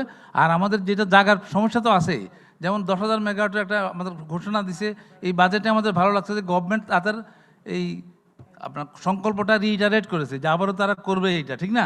এবং 1,000 মেগাওয়াট তো ইনস্ট্যান্টলি বলে 10,000 মেগাওয়াট, এটা একটা। আরেকটা হলো যে আমাদের যে 20% আমরা করবো 30 সালের মধ্যে, সেই ঘোষণাটাও দিছে। এতে করে হয়েছে কি, ইনভেস্টর বলি, এন্টারপ্রেনার বলি, তাদের কাছে একটা পজিটিভ সিগন্যাল যাচ্ছে, এটা একটা ভালো দিক।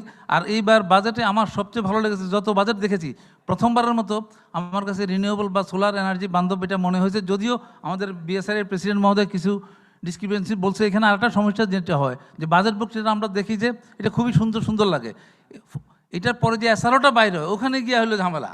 বাজারে যেমনে বলা আছে খুব মানে রোজই পিকচার দেখা যায় এসআরের মধ্যে, ওই যে ওনারা যে খুঁটিনাটিগুলো ধরলেন, দেখুন যখন যারা অ্যাকচুয়ালি মাঠ লেভেলে কাজ করতে যায় বা ইম্পোর্টাররা বা ইনস্টলাররা, তখন কিন্তু এটা they feel where the shoe pinches. তো এই জায়গাটা আসলে আমাদের ভালো। তো অনেক ধন্যবাদ আমাকে ফ্লোর দেওয়ার জন্য, আমি হাত তুলি নাই। থ্যাংক ইউ, ধন্যবাদ। মজা ভাই, একটা কোশ্চেন একটু বা ট্যাক্স নিয়ে একটু বলি, এটা মিসিং পয়েন্ট। এই আমাদের কিন্তু এখন ওই যে আইপিপি, আমি স্যারের কোশ্চেন নেব স্যার, ট্যারিফ এড সেন্সারটা খুবই ভেক্স, এটা কখনোই প্র্যাকটিক্যাল না বাংলাদেশে। বাংলাদেশের মতো মার্কেটে যেখানে প্রত্যেকটা প্রজেক্টের ল্যান্ড আলাদা, পাওয়ার ইভেকুয়েশন আলাদা, আমি সেখানে যদি গভর্নমেন্টকে বলি ফিক্সড ট্যারিফ, এটা পুরো মার্কেট ডিস্ট্রয় করা। এবং ট্যাক্সের কথা মধ্যে একটু অ্যাড করি, আমরা হয়তো রুফটপ নিয়ে বলছি অন্যই নেই, কিন্তু স্টিল কিন্তু আমাদের আইপিপি প্রজেক্টে এছাড়া 181 এখনও ভ্যালিড। এই কারণে এসপিবি বা প্রজেক্ট ওনারকে এখনও 5% কাস্টম ডিউটি দিতে হবে। তো দ্যাট মিনস একটা 50 মেগাওয়াটের প্রজেক্টে আমি যদি কাস্টম ডিউটি থাকে, অলমোস্ট আপনাকে 8 থেকে 9 কোটি টাকা আপনার ক্যাপেক্স অ্যাড করতে হচ্ছে। এটা কিন্তু একটু আমি জাস্ট রিমাইন্ডার দিলাম, আমরা হয়তো রুফটপ নিয়ে কথা বলছি রেসিডেন্সিয়াল, কিন্তু এছাড়াও 181 কিন্তু এখনও চেঞ্জ হয়নি। এবং এই জন্য আমি স্যারের কোশ্চেন, এখানে স্যার মানে মানে 8 সেন্ট কেন? আমি নিজে একটা 50 মেগাওয়াটের প্রজেক্ট করছি, 143 একর জায়গা রেজিস্টার্ড করতে ইট টুক 4 ইয়ার্স। সো এটা যদি মার্কেট, আমি এই জন্যই ডেভিড ভাইকে বলছিলাম যে আসলে যারা এখানে অ্যাবনর্মাল ট্যারিফ করেছে এটা কি ক্যালকুলেশনে, যেখানে চায়না থেকে সাবসিডি উঠাই দিয়ে প্যানেলের প্রাইস বেড়ে যাচ্ছে, এছাড়াও 181 স্টিল ভ্যালিড, সেইখানে অনেকে আসলে 7 to 8 সেন্ট ট্যারিফ কোট করে। জি, মানে একটা কোশ্চেন থেকে। ধন্যবাদ। আপনি অনেক আগে হাত তুলেছেন, আপনাকে দিতে পারিনি। জি প্লিজ, ইয়েস, আপনি যদি কিছু অ্যাড করতে চান। আমি অল্প সময় নিব। আচ্ছা, আমি প্রথমে ধন্যবাদ জানাই আপনাদের সিপিডিকে সুন্দর একটা সময়োপযোগী ডায়ালগ আয়োজনের জন্য। একটু যদি পরিচয় দেবেন। আমি ডক্টর ইঞ্জিনিয়ার মাসরুর আনোয়ার, আমি জুট রিসার্চ ইনস্টিটিউটে গবেষণার সাথে জড়িত আর কি। পরিবেশ বান্ধবী, জুটটাও একটা পরিবেশ বান্ধবী, you know that. Actually solar যে ইটা, সেটা পুরো বিশ্বব্যাপী কিন্তু এটা মানে হইচই পড়ে গেছে এই জিনিসটাকে ইমপ্লিমেন্ট করার জন্যে। তাই আমি এই কারণে আপনাদের যে এই আয়োজনটা, ডায়লগটা, আমি মনে করি যে যেহেতু বাজেট ঘোষণা হয়ে গেছে এবং আপনি জানেন যে আমাদের বাজেটে allocation less than 5% for that purpose. So এখন তো যেহেতু আমাদের চিফ হুইপ সাহেবও চলে গেছেন, আমাদের একজন গভর্নমেন্টের যুগ্ম সচিব আছেন, তো অ্যাকচুয়ালি এই ডায়লগটা আমার মনে হয় বাজেট ঘোষণার আগে করলে মনে হয় একটু বেটার হতো। কারণ এখন তো যেহেতু বাজেটে অ্যালোকেশন বরাদ্দ হয়ে গেছে, অ্যালোকেশন দিয়ে ফেললে কিন্তু আর ওই রকম চেঞ্জ হয় না, খুব সামান্য হলেও হয়, ফিসক্যাল মেজার্সগুলো সুযোগ থাকে। জি জি জি। তো সো এই ক্ষেত্রে আমার মনে হয় গত মাসে করলে ভালো হতো। যাই হোক, এটা যেটা হয়ে গেছে হয়ে গেছে। তো আমার জাস্ট একটা সিম্পল একটা প্রস্তাব, যে আমরা সবাই জানি যে এখানে আমরা বিদ্যুৎ ক্রয় করি এভারেজে 8 টাকা করে পার কিলোওয়াট আওয়ারে, আর গভর্নমেন্টের খরচ অ্যারাউন্ড 14-14.5 টাকার মতো। তো বাকি যে 6 টাকা, সেটা আলটিমেটলি পিডিবি বা পাওয়ার ডেভেলপমেন্ট বোর্ড মানেই তো গভর্নমেন্ট আর কি, তাকে কিন্তু ভর্তুকি দিতে হয়। এটা প্রাইভেট ওনার হোক বা গভর্নমেন্ট ওনারই হোক, যেই পাওয়ার প্ল্যান্টই হোক, তারা কিন্তু আর 8 টাকা নিবে না, ওদেরকে 14 টাকাই দিতে হবে। সো আমার থেকে গভর্নমেন্ট 8 টাকা নিচ্ছে আর 6 টাকা দিচ্ছে গভর্নমেন্ট তার পকেট থেকে। তাহলে এখানে এটা সাবসিডি হিসাবে গভর্নমেন্ট দিচ্ছে। আপনার সাজেশনটা কি? আমার সাজেশন হচ্ছে যে এই যে 6 টাকা করে, এখানে একটা গবেষণা হওয়া দরকার যে 6 টাকা যে গভর্নমেন্ট পকেট থেকে যে দিচ্ছে, এই 6 টাকা আমি যদি রিনিউয়েবলকে যে আমি যে ট্যাক্সটা যদি ফ্রি করে দিই, তাহলে ওইখানে গভর্নমেন্ট কিন্তু একটা ট্যাক্সের ইনকামটা কমে যাবে। তাহলে যে কতটুকু কমে গেল, এটা কি 6 টাকা নাকি 6 টাকার কম না বেশি, এটা নিয়ে একটা গবেষণা হওয়া উচিত। তাহলে আমি যদি 6 টাকার কমে যদি আমি স্যাক্রিফাইস করি ট্যাক্সের টাকাটা 6 টাকা এই সোলারের জন্য, ইম্পোর্টের জন্য, তাহলে আমি তো সোলারের জন্য ইজিলি আমি ডিউটি ফ্রি করে দিতে পারি। জি। সো এইখানে আমার জাস্ট এটা আমি হাইলাইট করতে চাচ্ছি যে এইখানে একটা করে, তাহলে আমরা গভর্নমেন্টকে একটা প্রপোজাল সিপিডি দিতে পারে। জি, ধন্যবাদ। আপনার লস হবে না, আপনার 6 টাকার জায়গায় আমার 4 টাকা আপনি স্যাক্রিফাইস করেন, সো আপনার 2 টাকা কিন্তু আপনার বেঁচে যাবে। জি, ধন্যবাদ। এটাই আমার প্রস্তাব। ধন্যবাদ। Miss Farah Anjum. Thank you, Moazzem sir. So mainly, my name is Farah Anjum. I work for GSCC. So I have a question to Mr. Basit. So it has been really insightful to hear all about Pakistan's solar boom and everything. So I have two specific questions for you. One is, will you kindly tell a bit about how China-Pakistan Economic Forum facilitated or impacted the solar boom in Pakistan? And the second case is, I'd like to highlight a bit on Bangladesh. So you are saying that even though there was a solar boom in Pakistan, there has been a lot of restrictions and tax coming up on solar, and because of this fossil fuel and other plants. So because the dialogue is also a bit on the national budget, I would also like to focus in our current budget. We definitely congratulate our government for taking so many positive steps for renewable. But if you look into our current budget, you'll see that the total budget allocation that was given for the energy sector, 98% of those budget is for fossil fuel, and only around 2% is for renewables. So in one cases, we're saying that we definitely congratulate our government for these positive steps. But you can also see parallelly, we have this notion for fossil fuels still in our national budget. So it's just a question to you from your experience. What do you think, what are the precautions for a country like Bangladesh should take forward that maybe in the 5 years down the line, we do not come back and say we need to put a lot of tax on solar again and let's get back full on importing more fossil fuels and whatnot. So I have these two questions for you. Thank you. I think now I'd like to request Mr. Basit to respond a number of questions to you. Thank you. I'll start off with these two questions that the lady just asked.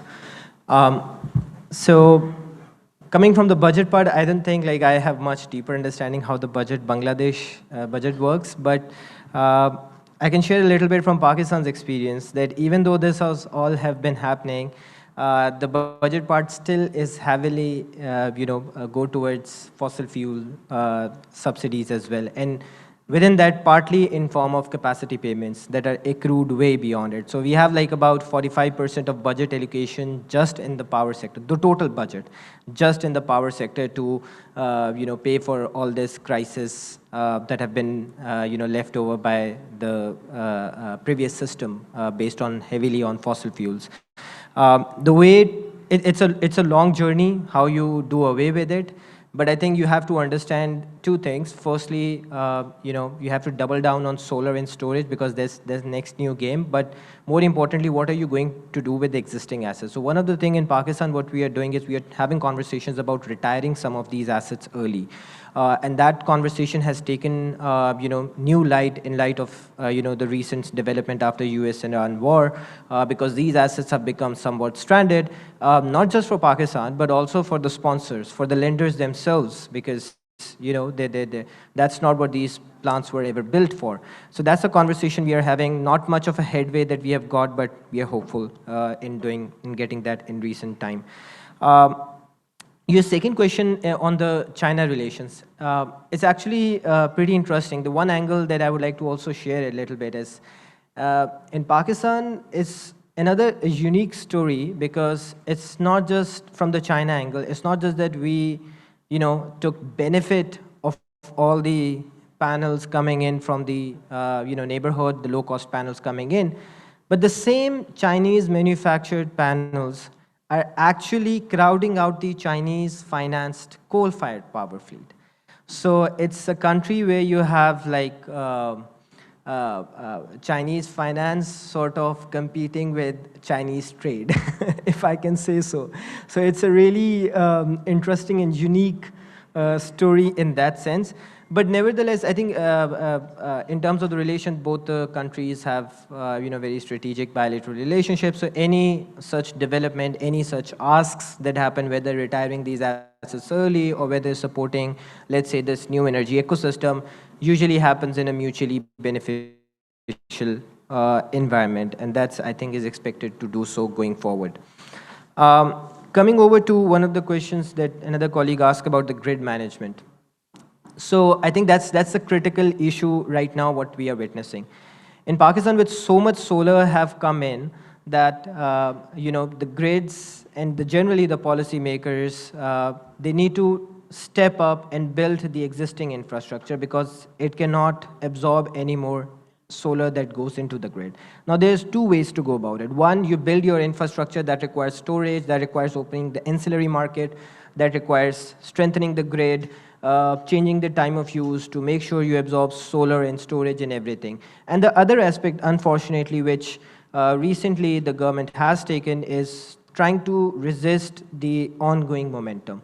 And that's how they've done is, they've put up a new prosumer regulations. So initially, we had a very good buyback rate, which I was showing. Payback was less than 2 years for a net metering system. Now they have changed that buyback rate to 1/4 of the initial, what you used to sell at the grid. So it has also changed from net metering to net billing regime. So it's not lucrative anymore to put up a solar and send it back to the grid. But the reality on the ground is that will not stop solar. In fact, what is going to happen, because the battery and the solar both are going to get deployed behind the meter. And that will essentially impact the grid more. And the case that we usually have this conversation as an ecosystem partner with the utilities is to avoid the death spiral. You can't stop solar. You have to integrate solar and storage. And that's the key message that we are trying to bring up. And I think we are in a transition phase right now. So we haven't taken one approach as of yet, but that's where the grid is building up. Another question, I think we have covered the net metering policy. Another question about the agrovoltaics. That's not something that is, primarily in the agriculture being used for. What has happened in agriculture, we had a big agri tube well base that was either electrified or diesel run. Firstly, due to since all of those had heavily subsidized, so the first sector to actually absorb a lot of solar was also the agriculture sector, because government wanted to do away with those. So there was some schemes regarding, some concessional, not concessional financing, some sort of grant-based schemes to provide support for the voltaic. So all those same solar tube wells, they just changed the primary source of power and put up a solar panel. But they're not actually absorbing the agrovoltaics concept as it is. Regarding the corporate PPAs, that's something where a lot of development needs to happen. So we do have corporate PPAs, but usually it's for the self-consumption on-site captive solar-based corporate PPAs. And there is no regulatory regime as such yet which defines it. All of it is happening at a private sector and happens based on the guarantee of the private sector and their financial outlook. So getting funding and getting guarantees for those private PPAs have been one of the critical issues. Some of the development partners like GCF, and they are part of it, but there's no policy regulatory regime in defining what the corporate PPAs could look like. But now we are also going into a transition system, as I mentioned earlier, was towards a wholesale electricity market to open up the ancillary service. And that opens up a lot of opportunities to do these corporate PPAs and incorporate wheeling into the system. Unfortunately, in Pakistan, and I think that's a question that might come here as well, is when you open up this new market for wheeling system, there's a question of what are you going to do with the inefficiencies of the existing system, and how you're going to bear the brunt of the cost, because you're talking about very good paying consumers moving away from the grid. And what in Pakistan, that have been a critical debate between the policymakers and the ecosystem enablers and the market participants is how do you split that cost? There's one source of argument which relies heavily on, just parking all that legacy cost into the new system, so the wheeling charges sort of spike up. That means that the new market won't take off. Essentially, there's no useful purpose. The other argument on the other side is that you need to let the market take off and take portion of the legacy cost, which keeps the market competitive, but at the same time make sure that there's not undue burden on the existing grid. So that's the current status of corporate PPAs in Pakistan. Thank you. We are about to end the discussion, please. Could you please introduce yourself? Thank you. My name is Tufail Ahmed, representing Superstar Renewable Energy Limited. So thanks, Mr. Mohammad Basid, for your very insightful and informative presentations. So my first question direct to you. In Pakistan, is there any RESCO model available, or what's the contribution to their, these solar projects? Because I am raising this issue first because today's topics is solar regulation in Pakistan, listen for Bangladesh from national budget perspectives. So this year national budget, what already declared, one model mentioned my president, Mr. Mustafa, the RESCO model will get the tax benefits only. So Pakistan, is there any this type of RESCO model and contributing any actually significant in their renewable energy journey? Yeah, so it doesn't have much proliferation. There are definitely some of the companies like Shams Power, you might have heard about it. They do a lot of global work as well. They do some ESCO-based, models and services. But the problem with the ESCO model in Pakistan have been the governance of it and the governance and institution. How do you ensure the obligation between the supplier and the consumer? And that has led to a place where the financier and the guarantor looks into both the checkbooks of not just the supplier or the EPC installer, but also the consumer. And that creates an issue because we don't have so many consumers, or you have a limited demand when you're looking for such kind of ideal where you have to keep up with both the books. One of the models that we are trying to integrate, currently working upon, not an ESCO model, but from the corporate PPA side, is trying to securitize these different distributed assets, particularly for captive solar in different industries. Because individually, there are small ticket size items. You can't get much investment from the big development partners and banks. But collectively, they have big enough size and big enough pie for the likes of concession like GCF and other commercial banks to actually have some interest in looking towards these assets. That's a model that we are currently proposing. It's not implemented yet. Currently, that's just hopefully in a year or two we are looking towards execution part of that. Thank you. So Moazzem ভাই, একটা জিনিস এখানে যারা আছেন সকলের আমি একটু দৃষ্টি আকর্ষণ করি, বর্তমান বাজেটে যেটা একটা জায়গায় আমরা সংসদে থেকে শুনেছি, সব জায়গায় পেপার পত্রিকাও দেখছি যে রিনিউয়েবল নিয়ে এবার বাজেটে অনেক কিছু হয়েছে, ডিউটি সব জিরো। বাস্তব কথা, শুধু রেস্কো মডেলে যারা করবেই তারা ডিউটি বেনিফিটস। আপনি শুনলেন যেটা বাসিদও যেটা বললো যে ওখানেও পাকিস্তানে এটা খুব বেশি যে অ্যাট্রাকটিভ একটা মডেল তা না, এবং বাংলাদেশেও একই ব্যাপার, যেটা বাসিদও যেটা মেনশন করলেন যে আসলে রেস্কো মডেল বলতে সর্ট অফ অপেক্স মডেল। এটা আমি ইনভেস্টর, আমি একটা ইনভেস্ট করব একটা ইন্ডাস্ট্রিতে, আমি সিস্টেমটা ইনস্টল করে দিয়ে আসবো, তারা আমাকে প্রতি মাসে বিল পে করবে, আমি তাকে অফার করব যে গ্রিড থেকে অথবা ইউটিলিটি থেকে আমি কত পার্সেন্ট লেসে আমি আপনাকে বিদ্যুৎ দিব। বাট মেন সমস্যা বাংলাদেশে অপেক্সের কোনো পেমেন্ট গ্যারান্টি নাই এখানে। আমি একটা ইন্ডাস্ট্রিতে ছাদে বিদ্যুৎ ব্যবস্থা করলাম, সেই ফ্যাক্টরি যদি 2 মাস পরে লে অফ ঘোষণা করে, আমার এই ইনভেস্টমেন্ট কোথায় যাবে? অথচ বাজেটে বলছে এই মডেল তুমি করলেই তুমি সবচেয়ে বেশি বেনিফিটস পাবা। তা আপনার সাজেশনটা কি? সাজেশন ডেফিনেটলি যেটা আমার ভাইস প্রেসিডেন্ট অলরেডি বলেছেন, প্রেসিডেন্টও বলেছেন, যে এটা আসলে এইটা সবার জন্য সমান করে দিতে হবে। এটা বেসিক্যালি এন্টিটি বেসড হলে হবে না, এটা বেসিক্যালি সবার জন্য হতে হবে। সমস্ত ইম্পোর্টার যদি বেনিফিটস পায় তাহলে ডেফিনেটলি আপনার এটা বেনিফিট। ধন্যবাদ স্যার। 1 মিনিট একটা প্রশ্ন করতে চাই। একটা minute, mister Barish, would you like to say something? I didn't get any civil society perspective so far. Please, yes, আপনি বলেন।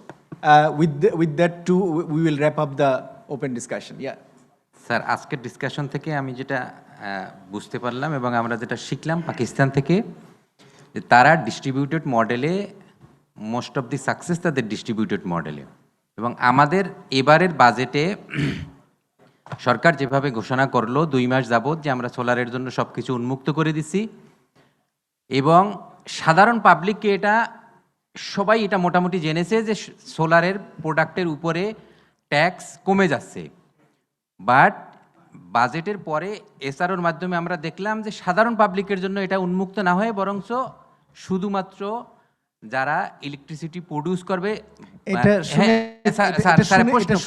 প্রশ্ন করছি, প্রশ্নটা হচ্ছে আমার সেডার মেম্বার মহোদয়ের কাছে, যে এই বাজেটের ঘোষণা এবং তারপরে যে এসআরওর মাধ্যমে এটাকে যে ন্যারো করা, এটা শ্রেডার মতামত নিয়ে করা হয়েছে কিনা, শ্রেডা এটা আগে থেকে জানতো কিনা, এবং শ্রেডাও এ ব্যাপারে এনবিআর কে সম্মতি দিয়েছে কিনা যে হ্যাঁ এভাবেই করা উচিত বা এভাবেই করা যায়। আমার মনে খুবই স্পেসিফিক একটা প্রশ্ন। Thank you mister বারিশ।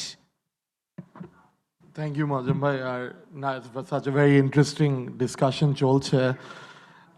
আমি 2-3টা পয়েন্ট খুবই ব্রিফভাবে যদি বলি। এক হলো যে একটা প্রশ্ন উঠেছিল about China Pakistan economic corridor এবং ওই রিলেশনশিপটা কিভাবে এটাকে সাপোর্ট করেছে।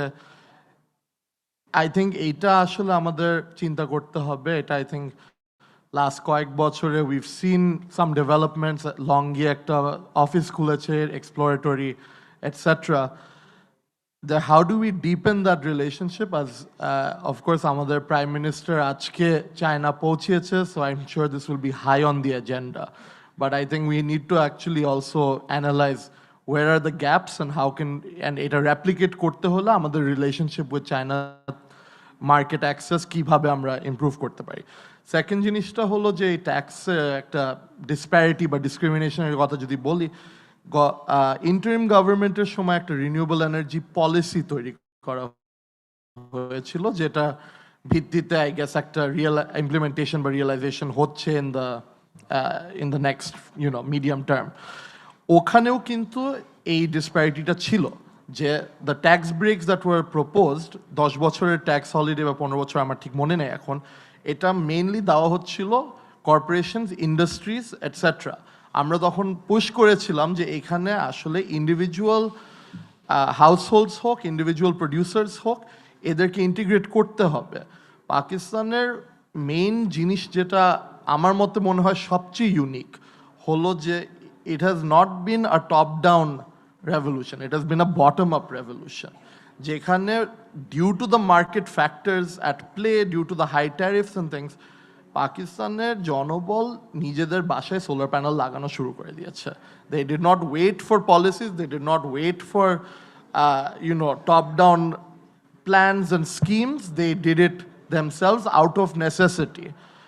আমাদের এখানে আমরা হাই সাবসিডিজ করি এই স্ট্রেট অফ হরমুজ ক্রাইসিসের পর আমাদের subsidy bill is rising rapidly এবং আমাদের রিলায়েবিলিটিটা নাই as we are seeing, right? This is both industry-তে but also in rural Bangladesh যেখানে লোডশেডিং অনেক হচ্ছে। আমাদের সোলার হোম সিস্টেম যে প্রোগ্রামগুলো ছিল আগে, যেটা প্রফেসর ইজাজও বলেছিল যে it was successful at the time but then we've ruined it, right? এইটা হয়েছে because we did not leave the incentives for scaling that up. We did not leave the incentives for maintaining that. Eta একটা short-sightedness আছে in this, right? The market is going to move in that direction. We cannot continue to subsidize in the way we have continued to subsidize. It's simply not sustainable. And I think আমাদের idea হতে হবে, whether it's in the budget or through our economic policy, that we have to let the market kind of run its course. And the market is heading in a certain direction. ওইটাকে resist না করে আমাদের facilitate করতে হবে. Thank you. Thank you. We have some foreign guests here. Any foreign guests would like to say something? Any guests from any foreign companies or foreign guests who are here would like to say something? You like to? So 1 minute, please. Hello, Assalamu alaikum. I'm from Astro Energy. Maybe he might know my company, Mr. Bashid. I wanted to share a few things very shortly. How the Pakistan got the opportunity. I do not want to hear from you about Pakistan's case. Just very specific questions you have, if you have. The thing is, if we can build and enable the China-shore, the credibility with our country, with China, then our market can be benefited like Pakistan got.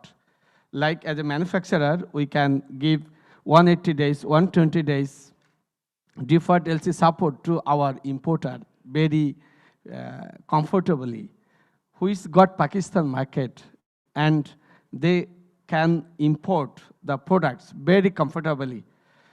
One industry taken decision to do solar, if they got everything readable, so whether they will import the goods from China or they will buy from locally, both price will be same. So they can get at least 6 month advance for the implementation. Any suggestion? So my suggestion is aligned with our other shareholder members also. If we can make all the things equable, which means the factory will get 1% for all solar equipment, the distributor, commercial, importer also should get these facilities. Then what will happen? The whole industry will be benefited very quickly and our target can be reachable very quickly. Okay. I am very much confident. And another small issues like that,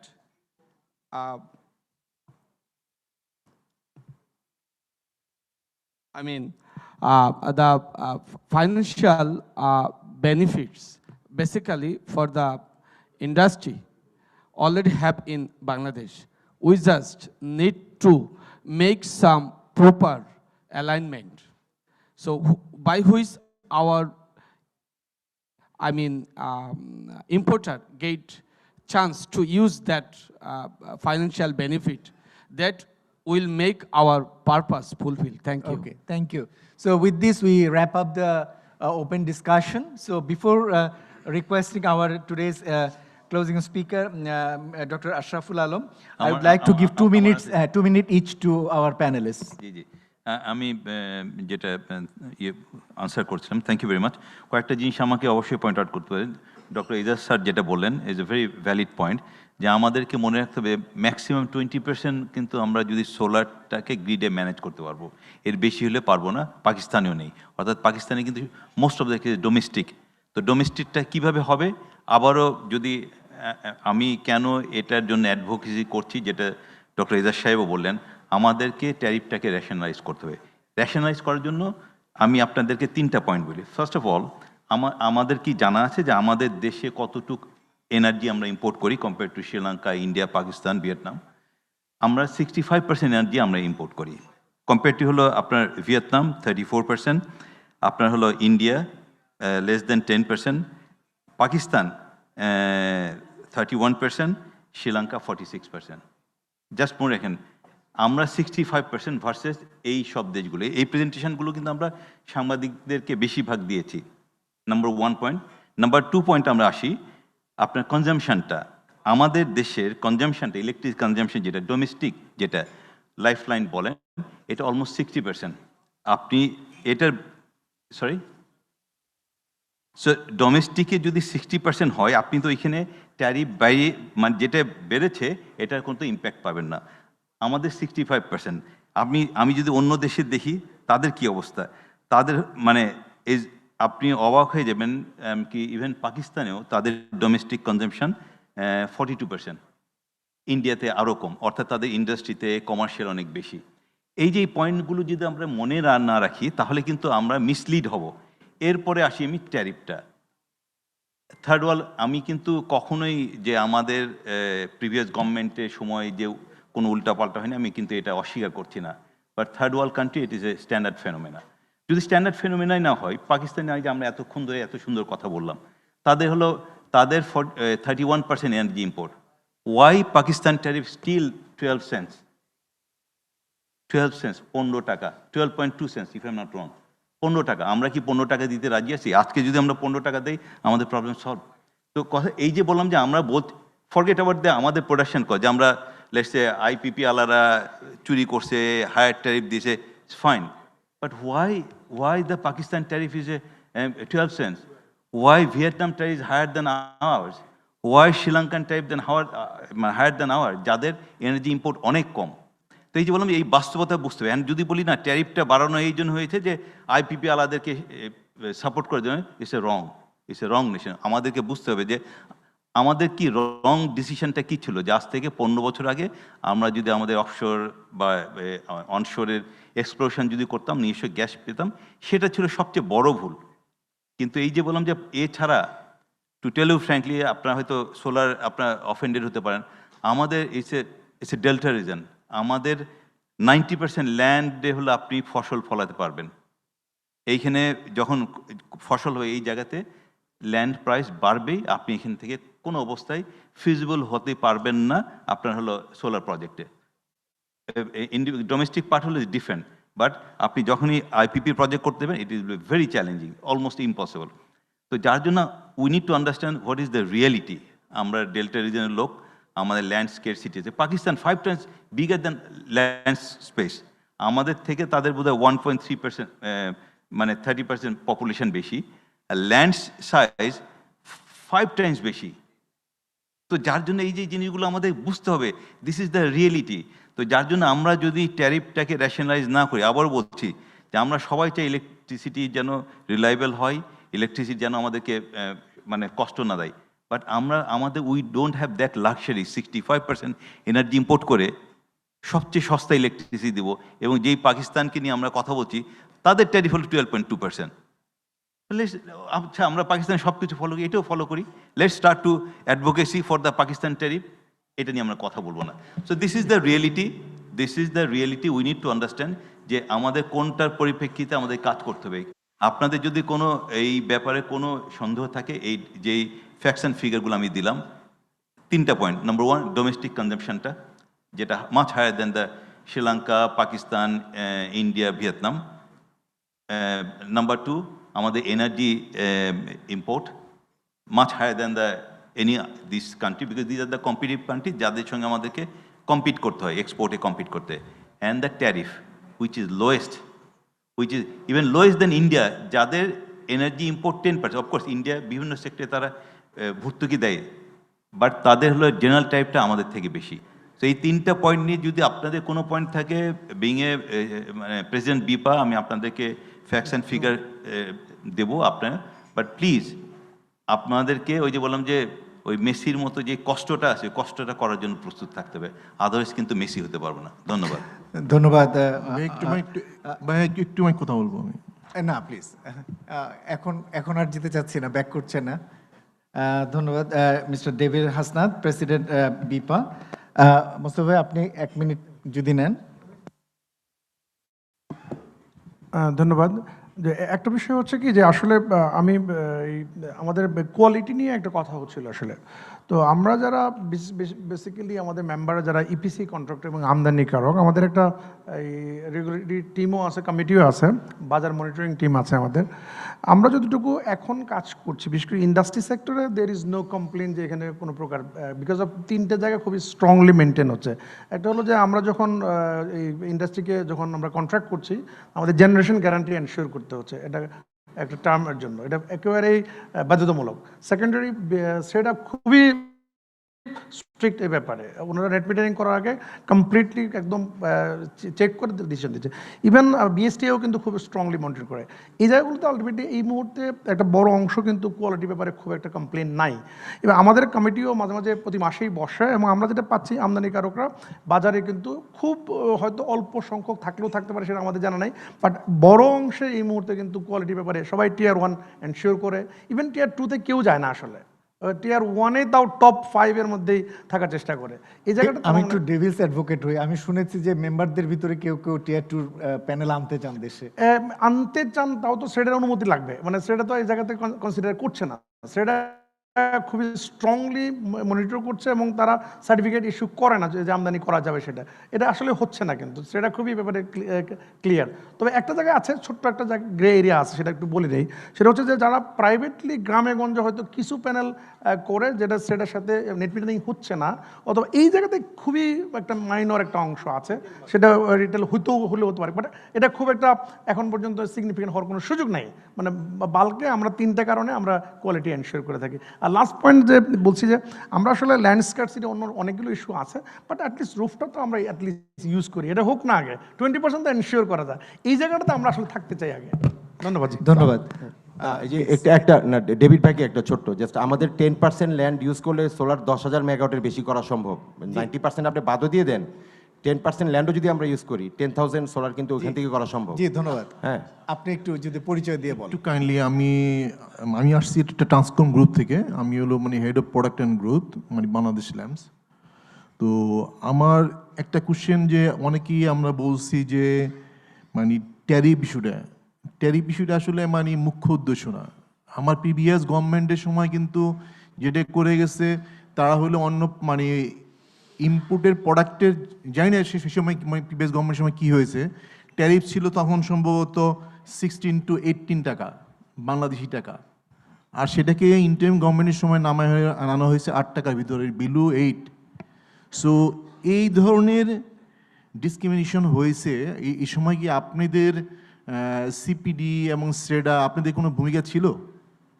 জি, আমাদের সরাসরি ভূমিকা ছিল। যদি আমাদের documents পড়ে থাকেন, অন্তত আমাদের শোনাও আছে একটা জায়গায় যে আমরা কোন বিষয়গুলো বলা দরকার সেগুলো কনস্ট্যান্ট বলে এসেছি। যদি আমাদের রিপোর্ট আমাদের ওয়েবসাইট থেকে আপনি দেখে নিতে পারেন, আমাদের প্রচুর রিপোর্ট আছে। আমি আরেকটা জিনিস আমি মানে বলতে চাই, যে আমরা যেটাই বলি একটা জিনিস তো মানে আমাদের এখান থেকে একটা কমনলি কথা আসছে, যেটা হলো যে আমাদের ডিউটি সবার জন্য। আমি সোলার হোম সিস্টেম বলি, আমার আইপিপি প্রজেক্ট বলি, হ্যাঁ ইপিসি বলি, যেগুলি বলি, সব ক্ষেত্রে আমি মনে করি সব কোম্পানি ছোট বড় সবার জন্য একই ধরনের ইনপুট ডিউটি স্ট্রাকচার হওয়া উচিত। এটা আমি হলো জাস্ট কমন, এটা আপনাদের তরফ থেকে আমাদের আজকে এই হাউস থেকে আপনাদের একটা মেসেজ যাবে, একটা মেসেজ যাবে, যে এই মেসেজটাই সবচেয়ে ইম্পর্টেন্ট।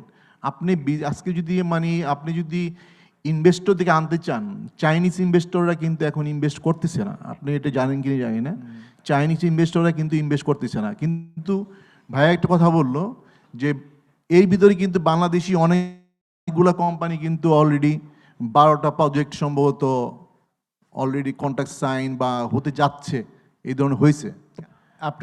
আপনার সাজেশনটা কি তাহলে? আমার সাজেশন হলো যে ডিসক্রিমিনেশন, এই জিনিসগুলোকে কিভাবে আপনারা কমিয়ে আনবেন। জি, এবং গভর্নমেন্ট কিন্তু পজিটিভ ইনিশিয়েটিভ নিচ্ছে। জি, গভর্নমেন্টের ইনিশিয়েটিভ কিন্তু কমতি নাই কোনো, আপনারা এখানে বলতে পারবেন না যে গভর্নমেন্ট ইনিশিয়েটিভ নাই, কিন্তু সেটাকে যে অন্য বডিগুলো আছে, স্রেডা, সিপিডি বলি, মানে আজকে যারা ইটকল আছে, এই অন্য যে বডিগুলো আছে তাদের ভূমিকা এটা কি? তাদের তো অ্যাকচুয়াল ভূমিকা দেওয়া উচিত গভর্নমেন্টকে হেল্প করা। Government don't specialise on the মানে সোলার সিস্টেম। তো আমি মনে করি যে আপনারা এই জায়গাটা আপনাদের ভূমিকা থাকা উচিত, আজকে এখান থেকে একটা স্ট্রং মেসেজ যাওয়া উচিত, যেটা আমাদের এখানে আলোচনা হলো সবাই যেন বেনিফিট হয়। এবং আমি মনে করি গোল একটাই হওয়া উচিত, পে ব্যাক। পে ব্যাক যদি আপনি এনশিওর করেন, আপনি সেটাকে যদি গোল করেন যে আমি পে ব্যাক পিরিয়ডটা 3 বছরে রাখবো, পাকিস্তানে যেটা আছে হলো 2 ইয়ার্সে সম্ভবত। তো আমি বাংলাদেশে এখন যেটা আমি অ্যানালাইসিস করে দেখছি যে 6 to 7 years, it should be 3 to 4 years. জি, ধন্যবাদ আপনাকে। Thank you. আমার মনে হয় যে আমাদের আলোচনায় একটা বিষয় আজকে খুব পরিষ্কার যে এখনও আমাদের এখানে ফিসক্যাল ডিসক্রিমিনেশন রয়েছে, অর্থাৎ রাজস্ব বৈষম্য রয়েছে। সেটা একদিক থেকে এতদিন আমরা নিজেরাও বলে আসছি, একদিক থেকে জীবাশ্ম এবং নবায়নযোগ্য জ্বালানির রাজস্ব বৈষম্য রয়েছে। আজকে কিন্তু প্রশ্নটা এসছে নবায়নযোগ্য জ্বালানির সুবিধার ভিতরেও এক ধরনের রাজস্ব বৈষম্য রয়ে গেল, এবং এবারের ভালো বলতে বলতেও কিন্তু সরকার পুরো ভালোটুকু নিতে পারলো না। আমরা মনে করি যে সরকারের উচিত হবে বাজেটের পাশ হওয়ার আগেই নবায়নযোগ্য জ্বালানির সুবিধার ক্ষেত্রে এই রাজস্ব বৈষম্য যেন তুলে ফেলা হয়, এবং সকল ধরনের ইসের ক্ষেত্রে আমদানির পর্যায়ে শূন্য শুল্কে যাতে এই জিনিসগুলো নিয়ে আসা হয়, যাতে এর সুবিধা সকল ধরনের যারা সুবিধাভোগী ব্যবহারভোগী তারা যেন সমানভাবে পেতে পারে। এই মেসেজটি আজকে খুব পরিষ্কারভাবে এসছে। আমি এই পর্যায়ে সর্বশেষ বক্তা হিসেবে ডক্টর আশরাফুল আলম, ধন্যবাদ আপনাকে, আপনি ধৈর্য ধরে এতক্ষণ অপেক্ষা করেছেন, জয়েন্ট সেক্রেটারি এবং মেম্বার রিনিউয়েবল এনার্জি, সাস্টেনেবল এবং renewable energy development authority স্ট্রেডা।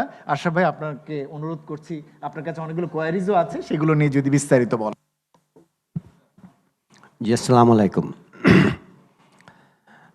Actually, the most important and asked questions in this house is about the import duty of solar equipments, basically solar panels, inverter, battery, mounting structure, wiring. These are all of these things. I was also a bit amazed when I get Ejaz sir asked a question, tag question to BSRE president. What does it mean? The input duty is actually different, 1%, 30%, 67%.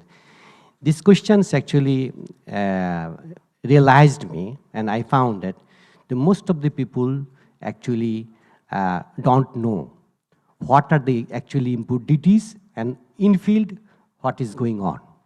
Yeah, I am also agree with you. They don't know. Even now, the two SROs that is discussed about the input duties is mentioned, published by NPR. It is existing. It was existing 2 years before, now before. What are the changes happening? And Secretary of BSRE asked me direct questions about this to clarify this. So I want to clarify the House about these questions. So SREDA is a government organization. The boys of SREDA and the boys of Power Division are same. So please don't distinguish between SREDA and government. SREDA is a government organization. We actually make the same boys with the government. So our suggestion is also same. So make it flat, not for RESCO or for OPEX model or for specific project developers. Make it flat for everyone, for any importer. Then this is the message. We government actually, all of you maybe know, the government formed a high-level committee for policy formation, strategic policy formation. The committee is working. I am one of the members of this committee, and the committee sharply suggested to make it flat.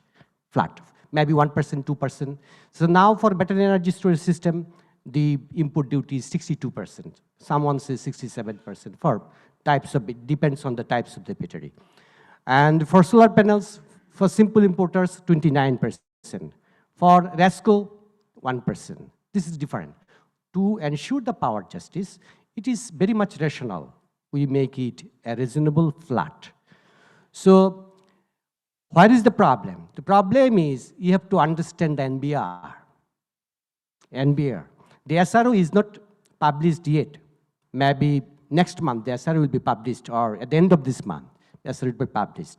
So you have to make it more understandable to NBR. We discussed in NBR. NBR says, so it is okay, 1%, but the condition, if you analyze the condition, you will say, this is some discrimination have. So I want to actually suggest to civil societies and also BSRA, please try to make them understand. So you are saying 1%, but this is 1% is a power discrimination. If you withdraw all the conditions that is mentioned in the SRO, that it will be flat. And for, it will be a very same level playing field for everybody, and then renewable energy will be published, will be actually extended and will be more flourished in future. The second point is actually we sit here to discuss about the Pakistan case studies. It's very important.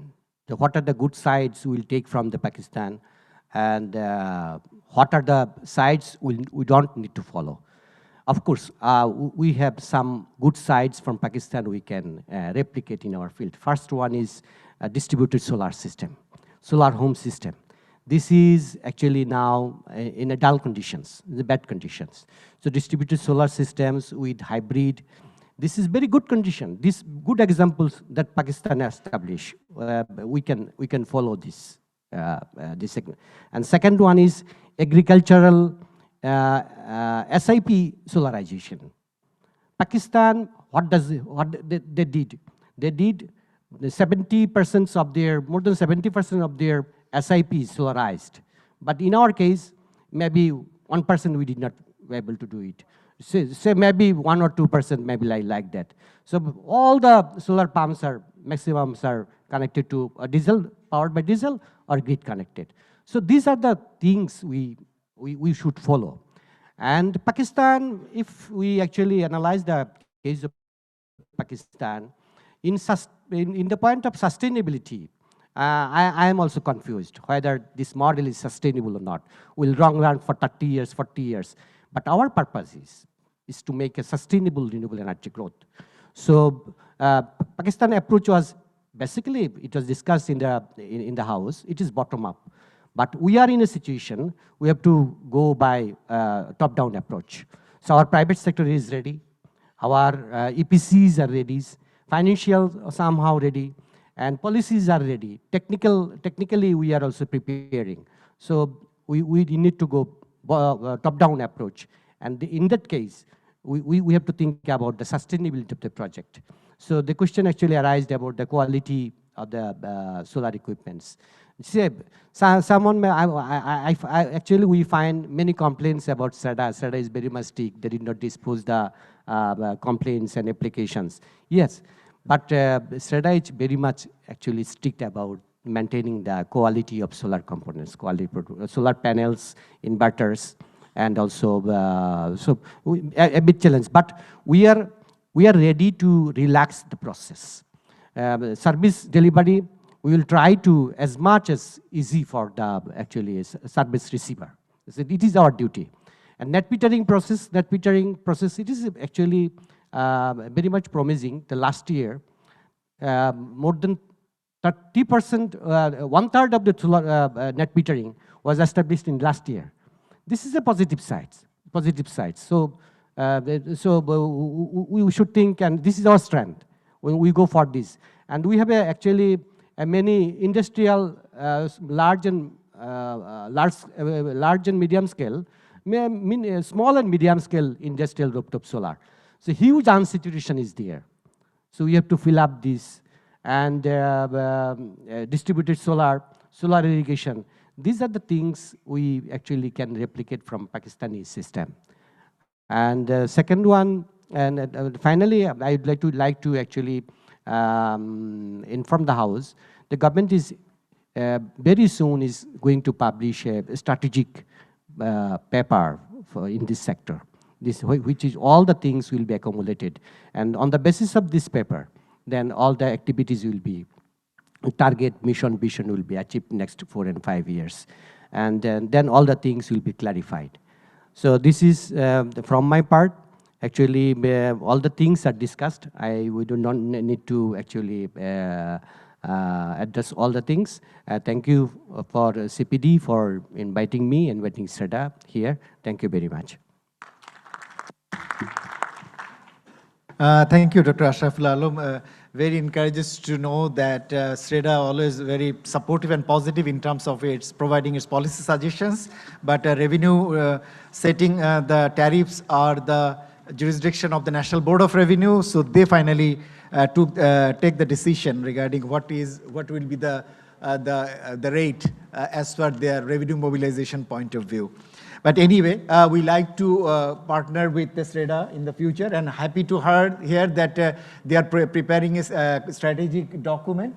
What I like to request to Sreda and to Dr. Ashraf is that before going to make it public, it's better to go for a consultation with the stakeholders, if it is possible, to get their insights and informations, so that we will be also on board about what you are actually thinking regarding the long-term strategic point of view. For clarification, private sector people are included in the drafting process. So government already included private sector people. They are putting their inputs in the strategic paper. So happy to hear that if the civil society will also be part of the drafting process. Anyway, we are eagerly waiting for that strategic document. So with this, we like to wrap up this session. And thank you, Mr. Basit, Mohammad Basit Ghauri, for taking pain to come to Dhaka and give a very excellent deliberations. And I think today's audience have enjoyed your very interactive discussion and presentation. And we're looking forward to you and your colleagues in the future to come more in Bangladesh and give us much more suggestions. And thank you, everyone. And I'd like to conclude this today's meeting with this note. And we'd like to invite you for the lunch. Thank you.